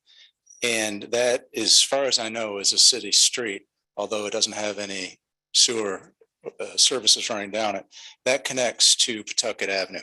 There's no changes planned to that roadway in any way. In fact, on the ground, nothing is going to change from how it is today and how the property functions, except of course, we're going to put a different function inside the building. So we're not changing the driveways. We're not changing the parking lots, except we're going to make them new, but they'll be in the same configuration. And we're not changing how anybody accesses the property. The only exceptions to what I just told you are, number one, we're removing 2 small parking islands out of the existing parking lot to get a couple more parking spots. And we're removing some pavement off the property to get a bit more green space on the property. Does that answer your question? Is this building placarded by the Historical Society? It is not. It's not. It's not on the National Register, and it's not, doesn't have a placard. We're treating it as if it was. The reason I asked that question is you would have to condone to their sayings if it had a placard on it. Yeah, we don't have to, but we're treating, I should say, we're treating the front portion as if we do. The back portion of the building, the brick portion, we're taking a little more liberty with. But the front portion, the wood framed yellow portion of the building, really the intent, it should, when we're done, it should look the same, except have a new coat of paint. The wood should be repaired, you know, et cetera. I know the building has been empty for years, except one stretch there, you had a organization in there. I forget the name of it, but Yeah, there was a community center in it most community recently. center, I Yeah, couldn't think of it. That was in there for a while and then they took off. Yeah. I think there was some question about the rent. the building has electricity right now. It does not have heat. The boiler is most certainly not working as is. The building is, there's an oil tank, which we've asked the city to remove before purchase. That's the only real outstanding item we have to deal with. Have you spoken to the neighbors, the abutters? I've had open dialogue with the neighbors via email and answered a bunch of neighbor questions. And I'm happy to talk to any neighbors who are on Zoom or have come tonight to further that conversation. Now, as it exists now, there's a parking lot off the easement, a small parking lot. And there's a big parking lot in the rear of the building. Are they both staying? Yes, they are. And it's a confusing thing because the small parking lot is on the property owned by the church. The big parking lot is partially on the property owned by the church. When you go out there, it appears that it's one big parking lot, but it's actually 2 that are contiguous to each other. Yeah. And I can show that because it is something that's significant.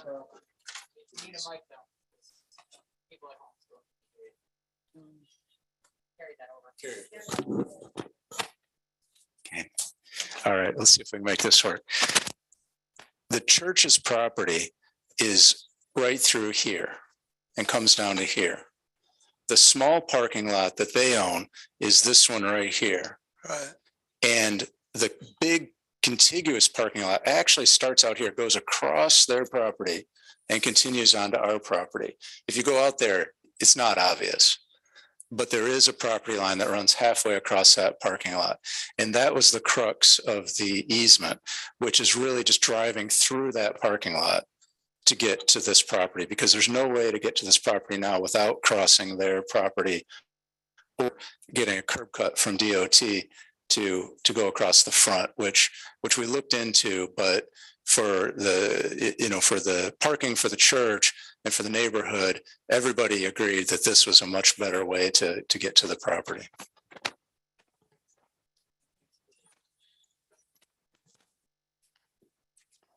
Now, are you gonna have any handicap departments?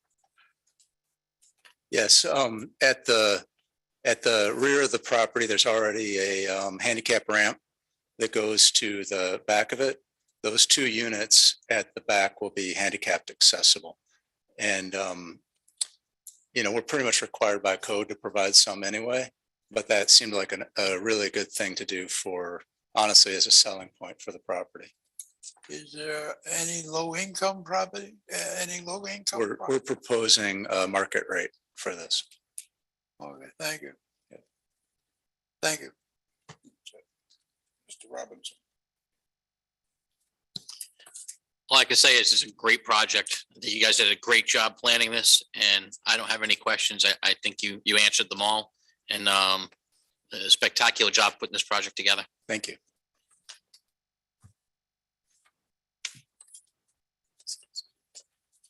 Most of my questions have been asked. I was concerned about the easement getting into there.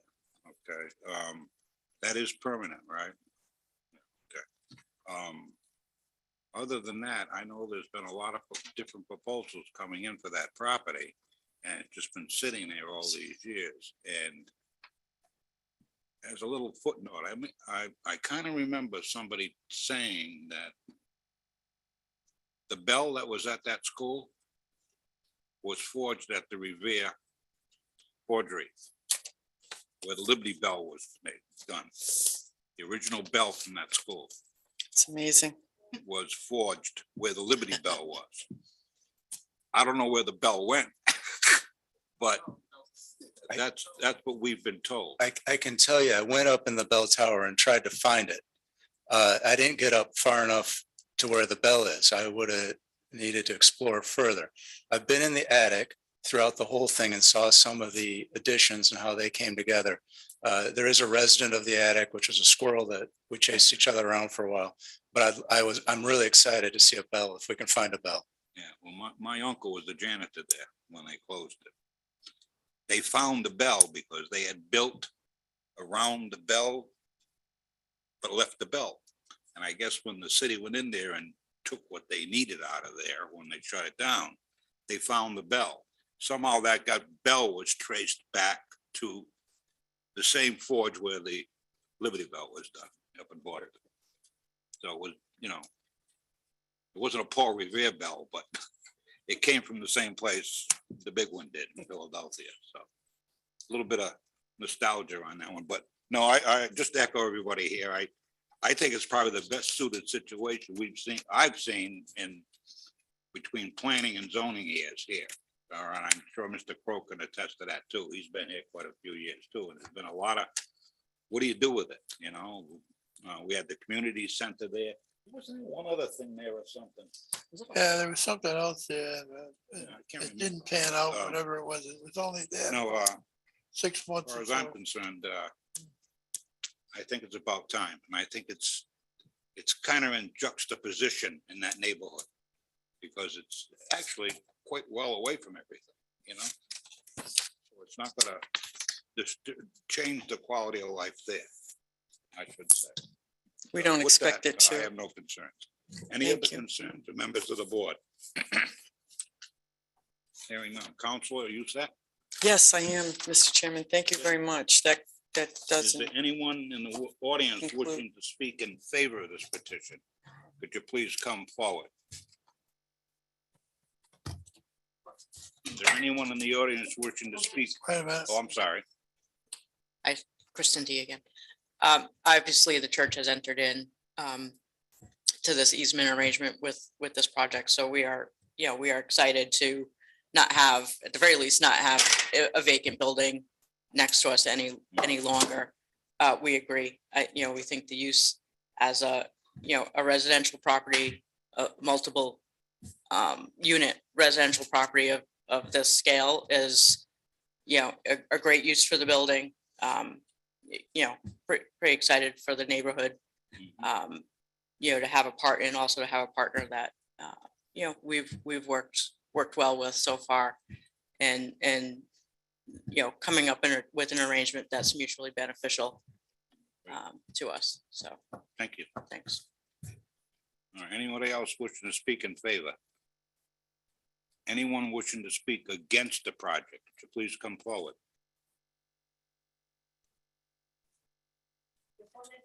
My name is Carol Blanchette.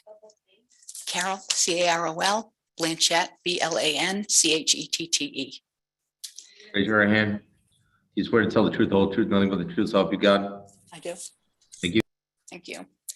So good evening, everyone. Thanks for giving me an opportunity to speak. And I'm a little torn because I don't know that I'm really against it necessarily. I know that that's the question you have to ask, but I do have some questions. I live at 60 J Street.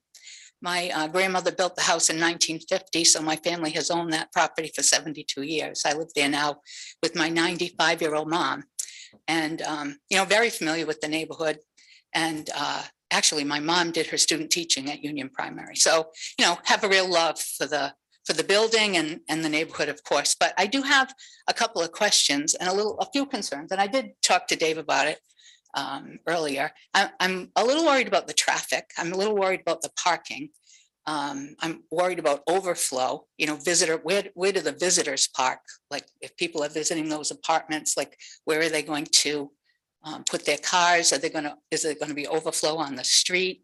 Is that going to cause some safety issues? And, the church is a great partner, and a good neighbor, but, they do have a lot of groups there at night. And sometimes, it does get a little hairy. I actually had to take my mom in an ambulance to Miriam Hospital today. And, I just worry about being able to access the rights of way for the neighbors that exist right now.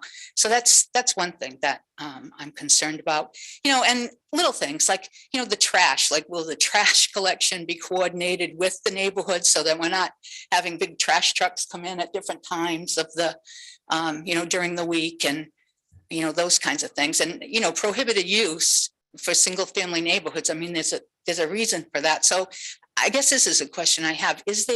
Are there standards under state law or a local ordinance that require, those standards to be met to get the waiver of prohibited use? Do you know what I'm trying to say? Like, do you have to meet certain criteria to be able to grant prohibitive use waiver? Yeah, well, they're asking for exception to that on dimensional. Ed?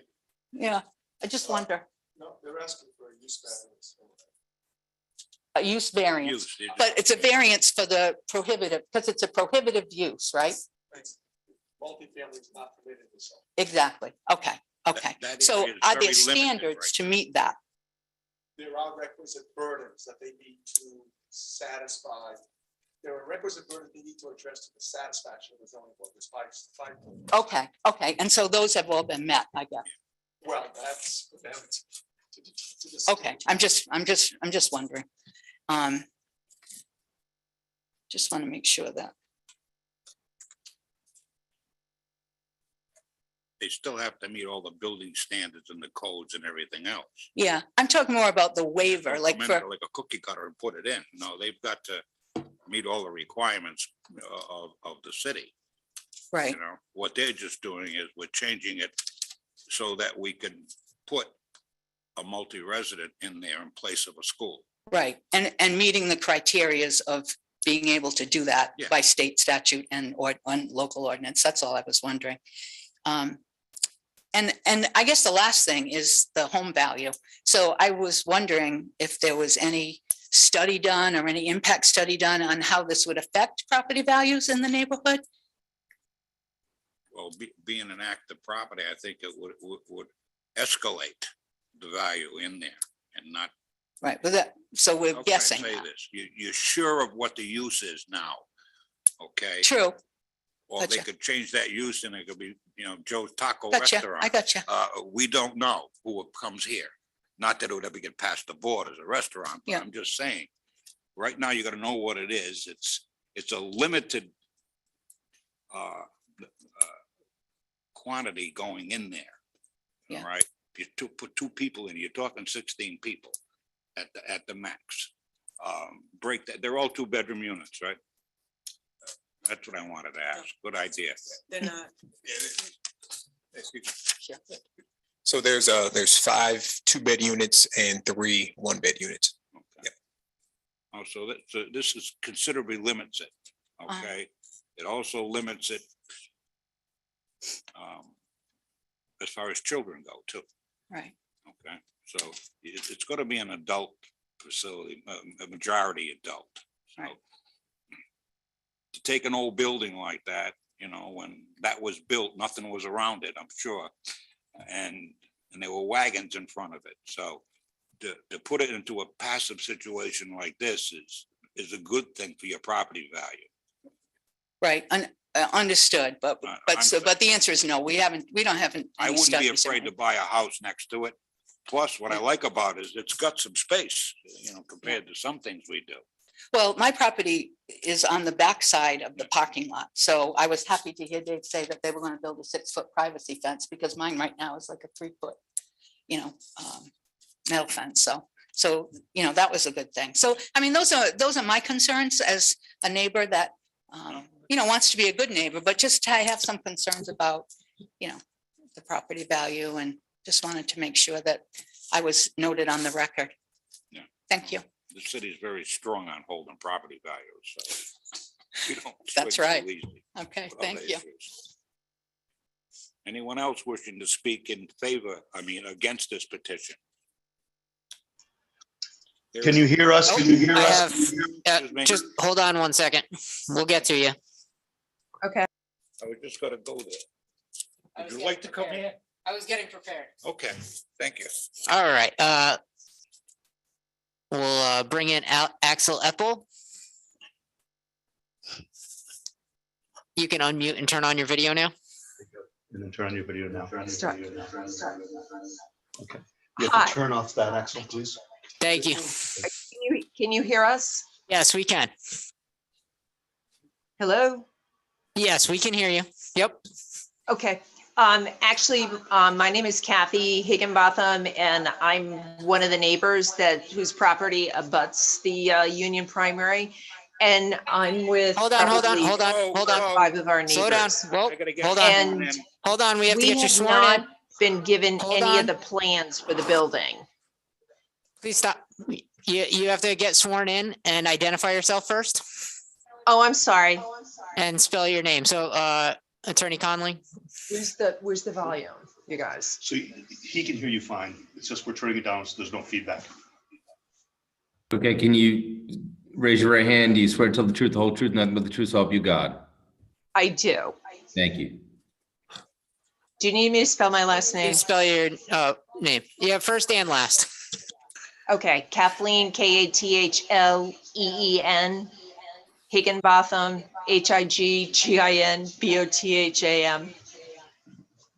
Address. And your address, please. Address. 1300 Pawtucket Avenue, Rumford. Okay, go ahead. My question is that none of the neighbors that property abuts Union Primary have been provided the plans for the building.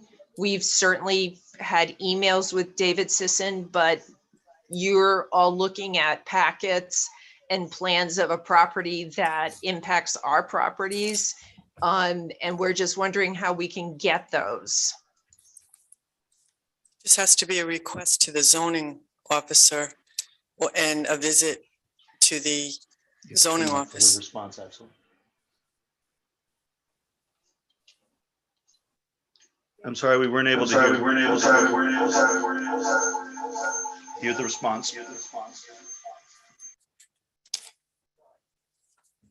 Just has to be a request made directly to the zoning office in the city of East Providence, and also a visit to the office to review the plans.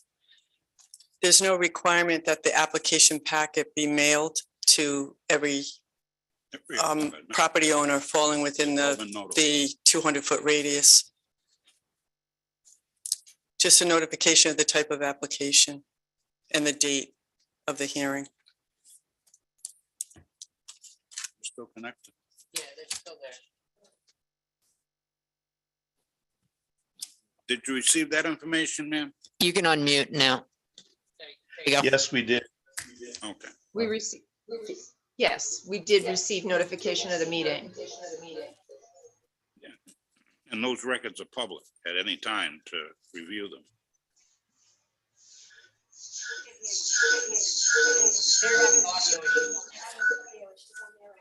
Oh, it's on Thank there.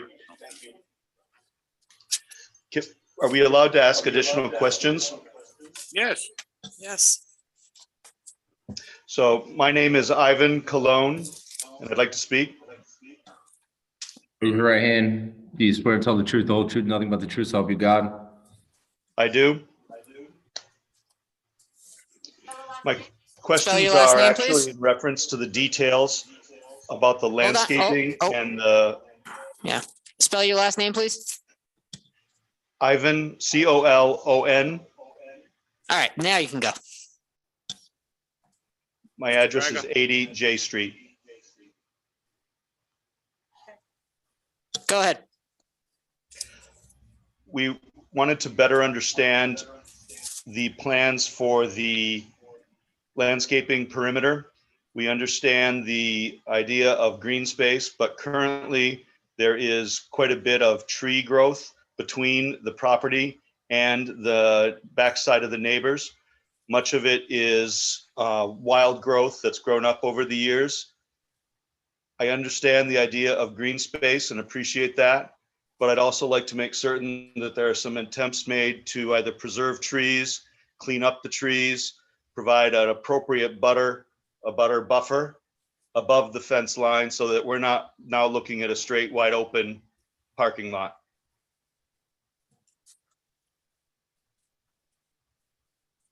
So I can speak to that. Yes, I can speak to that. Right now, along the back of the property, which would be the west side, I'm sorry, the east side, there's a row of, I believe, arborvitaes that were probably installed by the city at some point to provide a green buffer. Some of those are in good shape, some of those are not. Additionally, around the property on the north and east sides, which is where the fence is, there is some wild growth that's gotten tangled up in the fences, and that needs to be cleaned up and taken out for sure. There are, beyond that, there's a couple dead or very, very scraggly shrubs that are in the parking islands that we intend to remove. And there are some neighbor trees that would, with branches that overhang the building and are probably threatening the building, which we'll probably have to work with the neighbors to work on.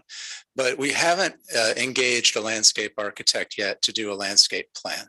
So to fully answer the neighbor's question, we can't, but the intent is along the east property line at a minimum to provide a buffer similar to what's there, except dealing with the overgrowth and dealing with the dead and dying arborvitaes, and maybe some of the ones aren't quite so bad, probably fill in those arborvitaes and work with the landscape architect to do some other work closer to the building and all that.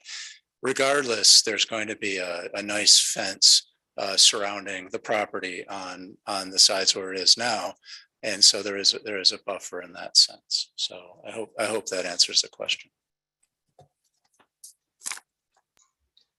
I think that we as a neighbor group would love to meet with the architect, landscape architect at a later point to discuss more in detail. Once those details come together, I think that would be a reasonable request, just to better understand the scope. And potentially in that meeting, we can have a better understanding of the views that we're looking at. I think that would be a nice request. And then I think we as neighbors are also, like our other neighbor, Ms. Churchfield has expressed, we're pleased to see the property developed, but we also want to make certain it's done in a way that is respectful of the neighborhood, which is a very residential, high quality housing. Thank you. Okay, I suggest you make contact or find contact with these people. Yeah, we've already spoken to a bunch of the neighbors, and I believe Ms. Higginbottom has my email. We're happy to talk to the neighbors moving forward, and the intent of the project is to be a good neighbor for the entire community. One way we're doing that right now is working to provide parking with the church, for the church, and also to clean up and rehab this property and make a much nicer property for the neighbors, and to keep the development, the proposed use, which is residential, in keeping with the surrounding neighborhood, which is also residential. Yeah, but they are open to your request, sir. Correct. Any other concerns or questions? Oh. I just sent it back. They're going? Yep. Anyone else? We have Chris Onso, if you can turn on your camera and your mic, and Attorney Conley will swear you in, and please introduce yourself and spell your names and your addresses. If you could raise your right hands, do you swear to tell the truth, the whole truth, nothing but the truth, so help you God? We do. We do. I'm actually Lori Onso, LaurionTso. Christopher Onso, Christopher, CHRISTOPHERONTSO, both at 77 J Street. I just had a question for Touchdown Realty. Was there ever a thought if these were going to be condos instead of apartments?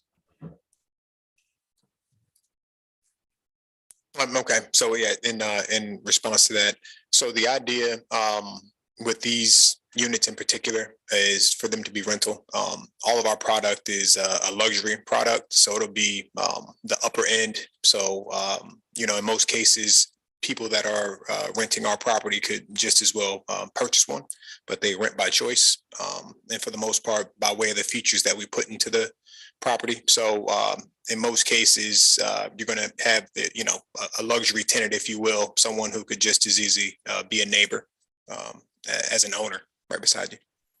So would these be yearly leases, would you say? It would be. They, for the most part, either a year or two, but an annual lease is one of the prerequisites. Yes. And would you say that like a market rate, like $1,400-1,500 a month? For what we're doing, they would be higher than that. Okay. Yeah. And I had a question for the city. This was in the paperwork that was sent out. It says that the zoning requires that you only have to have 16 parking spaces is what's required, that you don't require that they have visitor spaces. So it's kind of back to the parking issue. So it seems like there might be enough parking, but if you're adding in church parking and you're adding in the 16 spaces and the handicap space, if somebody's having overnight visitors and somebody's having a party at some point and there's church stuff going on, it kind of comes back to our neighbor that's speaking about, you know, that's right there. We're on J Street, the overflow that would then come onto Harmony Street and J Street with, you know, we're just concerned that there might be cars lining the streets at some point. And why would the city not require that they put in visitor parking spaces for the tenants that are going to be living at this new building? I mean, I would think that tenants would want visitor parking spaces. So that's just a question for the city. Yeah, so I'm not the city, I'm the architect. Okay, I guess I was addressing that to the city. It's okay. I think I can answer the question, and if the city wants to also answer the question, we can. By ordinance, we're required to provide 16 parking spaces, which we are providing. There are 5 2-bedrooms, which require 10 spots, and there are 3 1-bedrooms, which require 6 spots. As you can imagine, per bedroom, we're providing 3 more parking spots than there are bedrooms. That's what's required by ordinance, and we are providing it. To answer your question regarding visitor parking spots, which would be provided above the ordinance requirements, we've also thought about that. So our easement agreement with the church provides for shared parking. It's not dedicated to the church, it's shared. And the intent is there to provide some ability to have some overflow parking for us, which is for the visitors.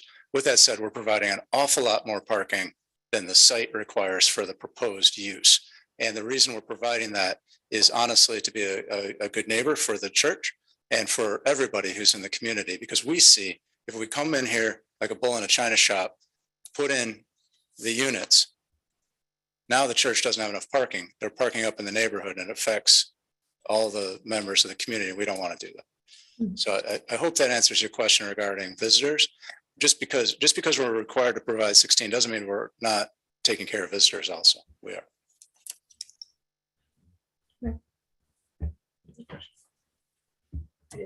Nope, I think we're awesome. Thank you so much for, yeah, our intent is to we like the idea of the use. And, but we want to make sure that our neighbors and the area is respected, and that we get good neighbors in for the area to maintain what's going on. Mhm. And we appreciate the bit of dialogue that we've had with the architect as well. With you, David, yeah, Yes. as well. Thank you as well. Thank you. And now Chris Ducharme, if you can turn on your camera and your microphone. And if anyone else wants to make a comment, please hit the raise hand button on your screen while Chris is up. Thank you. Raise your right hand. Do you swear to tell the truth, the whole truth, nothing but the truth, so help you God? Yes, I do. Thank you. My name is Christopher Ducharme, Christopher. Last name is spelled D as in David, Ucharme. I reside at 17 Halliburton Road, which backs up to the rear parking lot of the school. So I'd like to say that I've had multiple email exchanges with David. He definitely has a nice plan. We are in support of what they want to do, and we think it's going to be really beneficial to the neighborhood. I think my question really goes to the management of the property. So these are going to be rental units, and who will be responsible for the management of it? I don't know if Christine, if you can answer that, or. I don't have the answer on the management. Is Touchdown Realty, I would suspect us, though. Thank you, Mr. Ducharme. One moment. Sure. Yeah, so Touchdown is vertically integrated, so management would be taken care of in-house. As it stands, we manage roughly about 100 units. So taking on an additional 8 would be fairly seamless for us. Okay, that's good to know. I think that's all the questions that we had.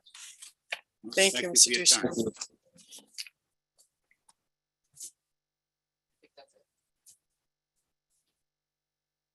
Done? Yeah, that's it. With that, I guess a motion is in order, Mr. Beauplan. Yes, Mr. Chairman, use variance, correct? Yes. Yes, a use Thank you. variance. Great.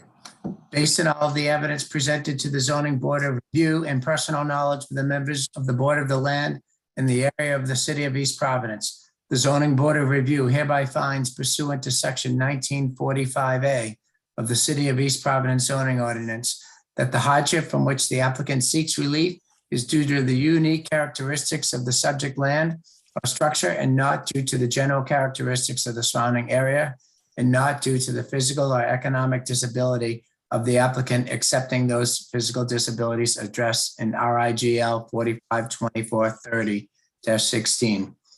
That the hardship is not the result of any prior action of the applicant and does not result primarily from the desire of the applicant to realize greater financial gain. That the granting of the requested variance will not alter the general character of the surrounding area or impair the intent or purpose of this chapter or the city's comprehensive plan upon which this chapter is based.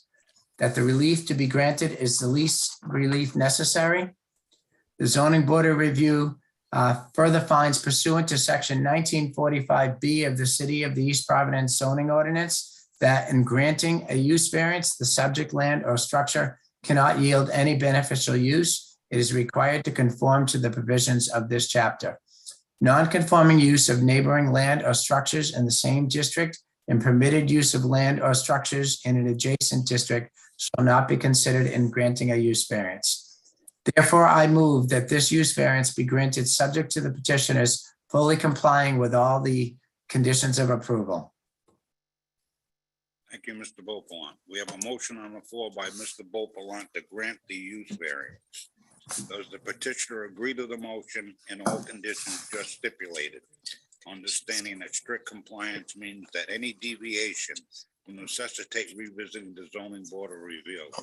A revisit can be requested by either the zoning officer or any member of the zoning board of review. Yes. Do I have a second? Second. By Mr. Crook.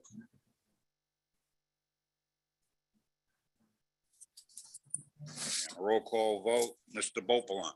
Yes, Mr. Chairman, I'm happy to see the engaged neighbors and the strong dialogue that's been occurring with Mr. Sisson. I live in Rumford and am, very familiar with the area. I really do like the plans. I think they'll be a nice addition, as I mentioned earlier. I like the upscale apartments, and I agree with Mr. Braga on the green space, which are a couple of things that we are looking at. By and large, these plans, you'll have really outstanding parking plans, compared to what we see on a monthly basis here at zoning. So with all that said, I do think that that the testimony of Mr. Sisson, I agree with his testimony, and that there is some hardship, with the date of this building as it was built in the neighborhood that it is, the size of the building, and that it really doesn't conform to a one-family unit. Clearly this building was built a long time ago, predates zoning, and that the hardship is not the result of any prior action of this applicant. As I mentioned earlier, I really think the plans look excellent. So I do not see any issue with impacting the general character of the surrounding area. And there appears to be a good parking agreement made as well, and in addition, the buffering that they're providing. Therefore, I'm going to vote aye. Thank you, Mr. Beaupont. Mr. Braga. Thank you, Mr. Chairman. I don't think I could articulate it better than Mr. Beaupont just did. So for those reasons, I vote aye as well. Thank you. Mr. Pascola. I'll vote aye as well. Mr. Croak. I'm gonna vote aye. This building has been a problem since the day it was closed as a school. There's been a few different things brought in there, but none of them ever worked out. I think the parking has been covered. I think the ingress to the parking has been covered. They've agreed to landscaping. I don't know what else you could do to enhance this building. To tear it down, it'd be a disgrace. You're never going to see that type of architecture again. As you can see, many of the old churches are being torn down, and it's just a shame. The expense of them is astronomical to maintain them, and it'd be a shame to tear this building down. So I'm going to vote aye. Thank you, Mr. Croak. I'm going to vote aye based on a testimony before this board tonight. And I've watched this structure for many years now, and we've had several different situations coming in, usages of it, etc. Most of those would have probably impacted this neighborhood at a considerable level. This is probably, I guess, the best I've seen come along, all right, for this property, and the most passive, and one that will not reduce that area. If anything, it will helpfully maintain and grow the area. Obviously, these are upscale units, from my understanding is, so you're going to have upscale people. I see the hardship being it. The facility was there long before the houses, I'm sure. Okay, so with that, I'm going to cast my vote as an aye, and the request for the dimensional variance passes 5-0. We wish you well and thank you.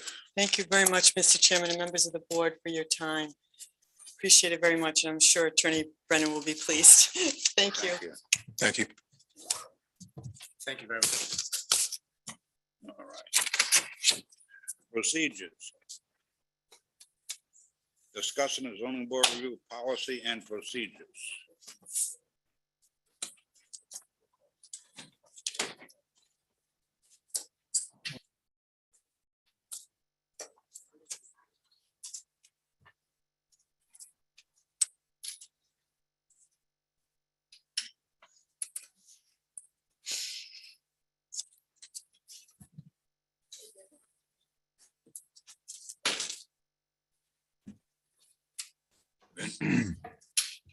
If the board board wants to discuss anything. What we have before us, I guess, Well, you set up a new instructional package? Yeah, so let me, I had a conversation with Mr. Braga earlier. Can you hear me? Oh, Can sorry.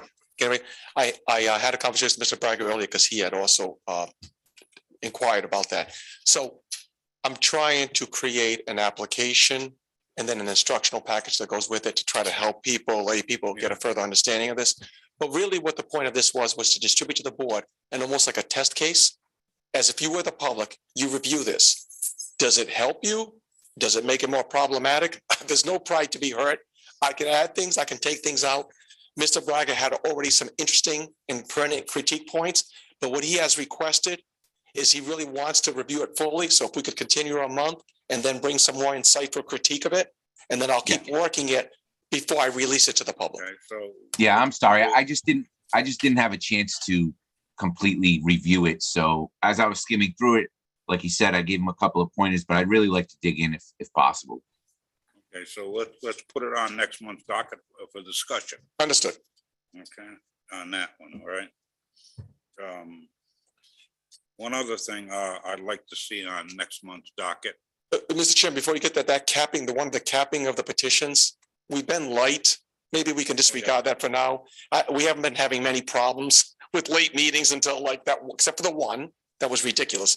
We really haven't been experiencing anything. So maybe let's discharge that for now. And if we start getting to a period of a lot of applications or petitions, then we can revisit about capping and all those things. How does that sound?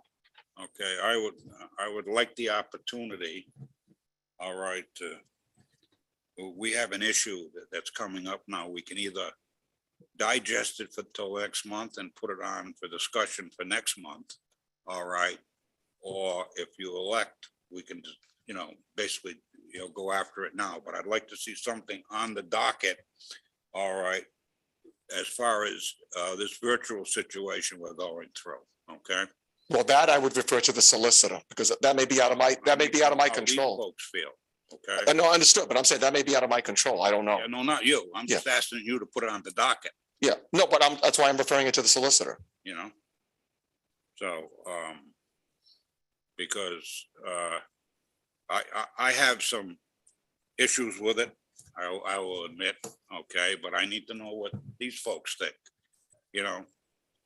So if you want to talk tonight real quick, fine, I'm open for it. You tell me if you want to, or we'll just kick it out till next and put it on the docket for a discussion on the April meeting.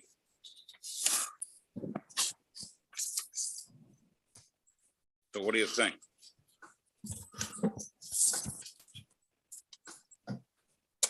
I mean, I say, let us think about it, Mr. Chair, and we'll put it on the docket and we'll talk about it on the April meeting. Well, that's what I'm saying. So Yeah. I'm gonna request the April meeting be a virtual. I believe that we can do it in hybrid form, correct, Counselor? There's members themselves.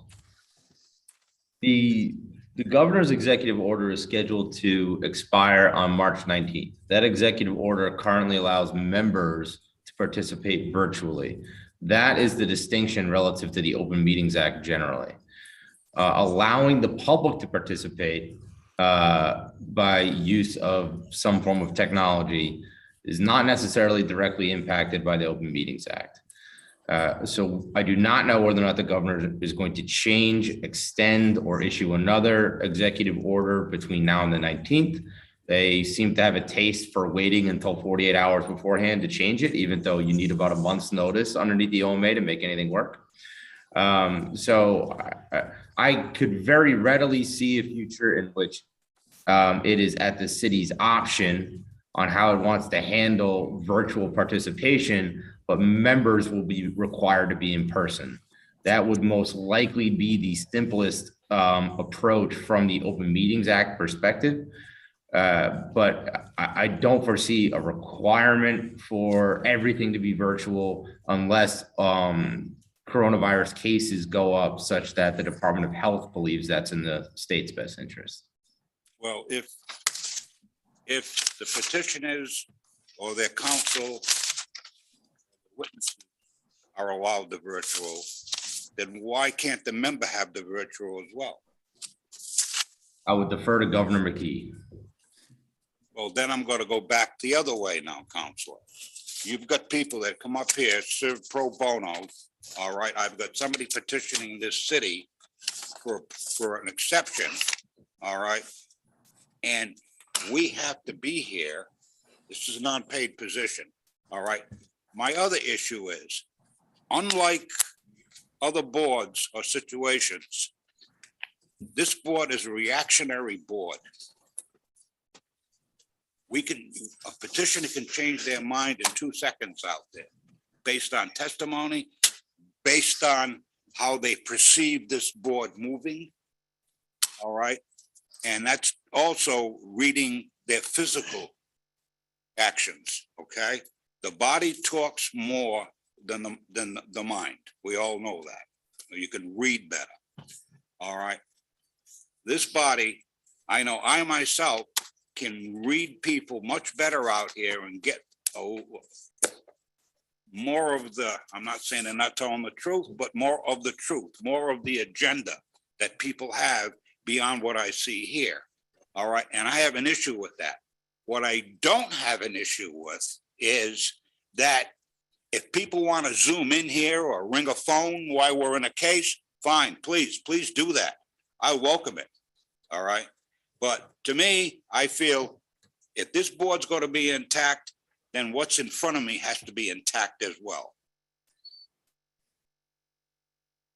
Now, it worked pretty well for the 27 years I've sat here, and Mr. Croak's years, and Mr. Bopalon and Mr. Bragger. Now, all of a sudden, all right, again, we're not a planning board. I don't have specific guidelines that I got to ride up and down and stay within the boundaries of. This is a board that sometimes has to swing left, swing right, and read what's in front of it, much as a court. I equate this, as having a physical with my primary care on Zoom. Now, I understand the pandemic caused issues and whatever else, but if we're going to start sitting here, taking the way the performance of this board was, all right, and I'm going to say nitpick it down with the politics that are out there, then I have an issue with that, Counselor. Now, if I need to call the governor, I will. I'm not afraid to do that. And I really don't want to hear that the administration likes it this way, because the administration is not down here functioning with it, nor making the decisions that we do that impact this city and the residents of this city, and challenge their quality of life as well. So I need to have it looked at.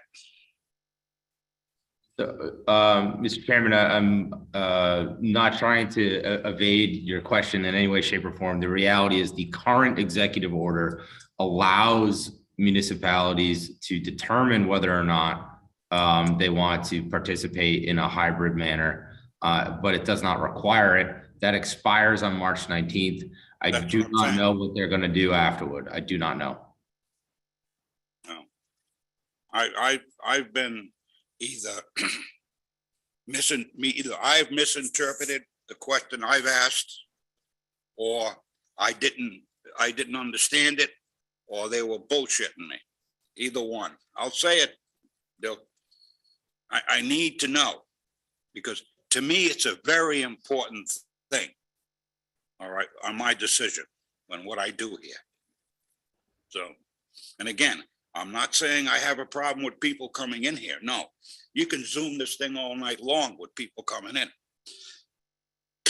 I kind of like it, because it's better than all the meetings tonight. Now we don't want to go out. And then they call 2 days later and complain. I'd much rather have them exposed this way. But as far as me, if you're petitioning me to give you something beyond our ordinances, then I think you should be in front of me with your whole crew. Unless I've got a pandemic issue or whatever, but this thing's lightening down. So that's my argument. I was trying to save this for next month to let these folks think about it and come up with what they want to do, all right? And, you know, our folks here. But anyway, all I'm gonna say is think about it. With that, Well, no, so having said that, because we know minimally, we know that the board members more likely than not will have to be in attendance. Can I make sure we have a quorum for next month? I'm up in the air on it. I don't understand. Personally, and I don't know what they're doing. All right. I should be here. I don't have any conflicts. I mean, in person, I mean. Yeah, no, that's fine. I'll make it work. Mr. Beauplan, Yeah, I will not be there. you will not be. Okay, so we're down to, This is why I wanted to do another virtual in April. no, but the solicitor's already stated that even regardless of the hybrid component, the rule may be very well that the board members have to be in person or you can't hold a meeting. Well, they don't have- well, That's what he just stated. Oh. Okay, so, but we're down, we may be, all right, well, we know that. Oh, well, that's another, I'll mention, so, okay, so we definitely need the remaining 5, okay. All right, well, hey, if we don't have a quorum, we don't have a Now, quorum. I right? understand, I mean, is it fact what you told me today about the other alternate? My understanding is he's resigning, yeah, Okay. that's my understanding. We only have, We're down to 5, yeah. the number 2 alternate is, I guess, gonna resign. Well, I mean, that's Well, what was, said yeah, that's what was conveyed, but until. he hasn't formally, but that's what's been conveyed. And that's justifiable. I think I agree with his analysis of it. Yeah, it was other reasons, but, okay, so Mr. Beauplan will not be in attendance. Just, I will. I'll hold my line until I get a decision. all right. So, and Mr. Robinson was here in February when we took the extensive testimony from the 2 people will continue to April, so we're okay. We'll have a quorum then. Okay. All right, with that, I need a motion to adjourn. So move. All in favor? Aye. Ayes have it. Next zoning board meeting will be held April 6, 2022. Be safe. Thanks, gang. Have a good night.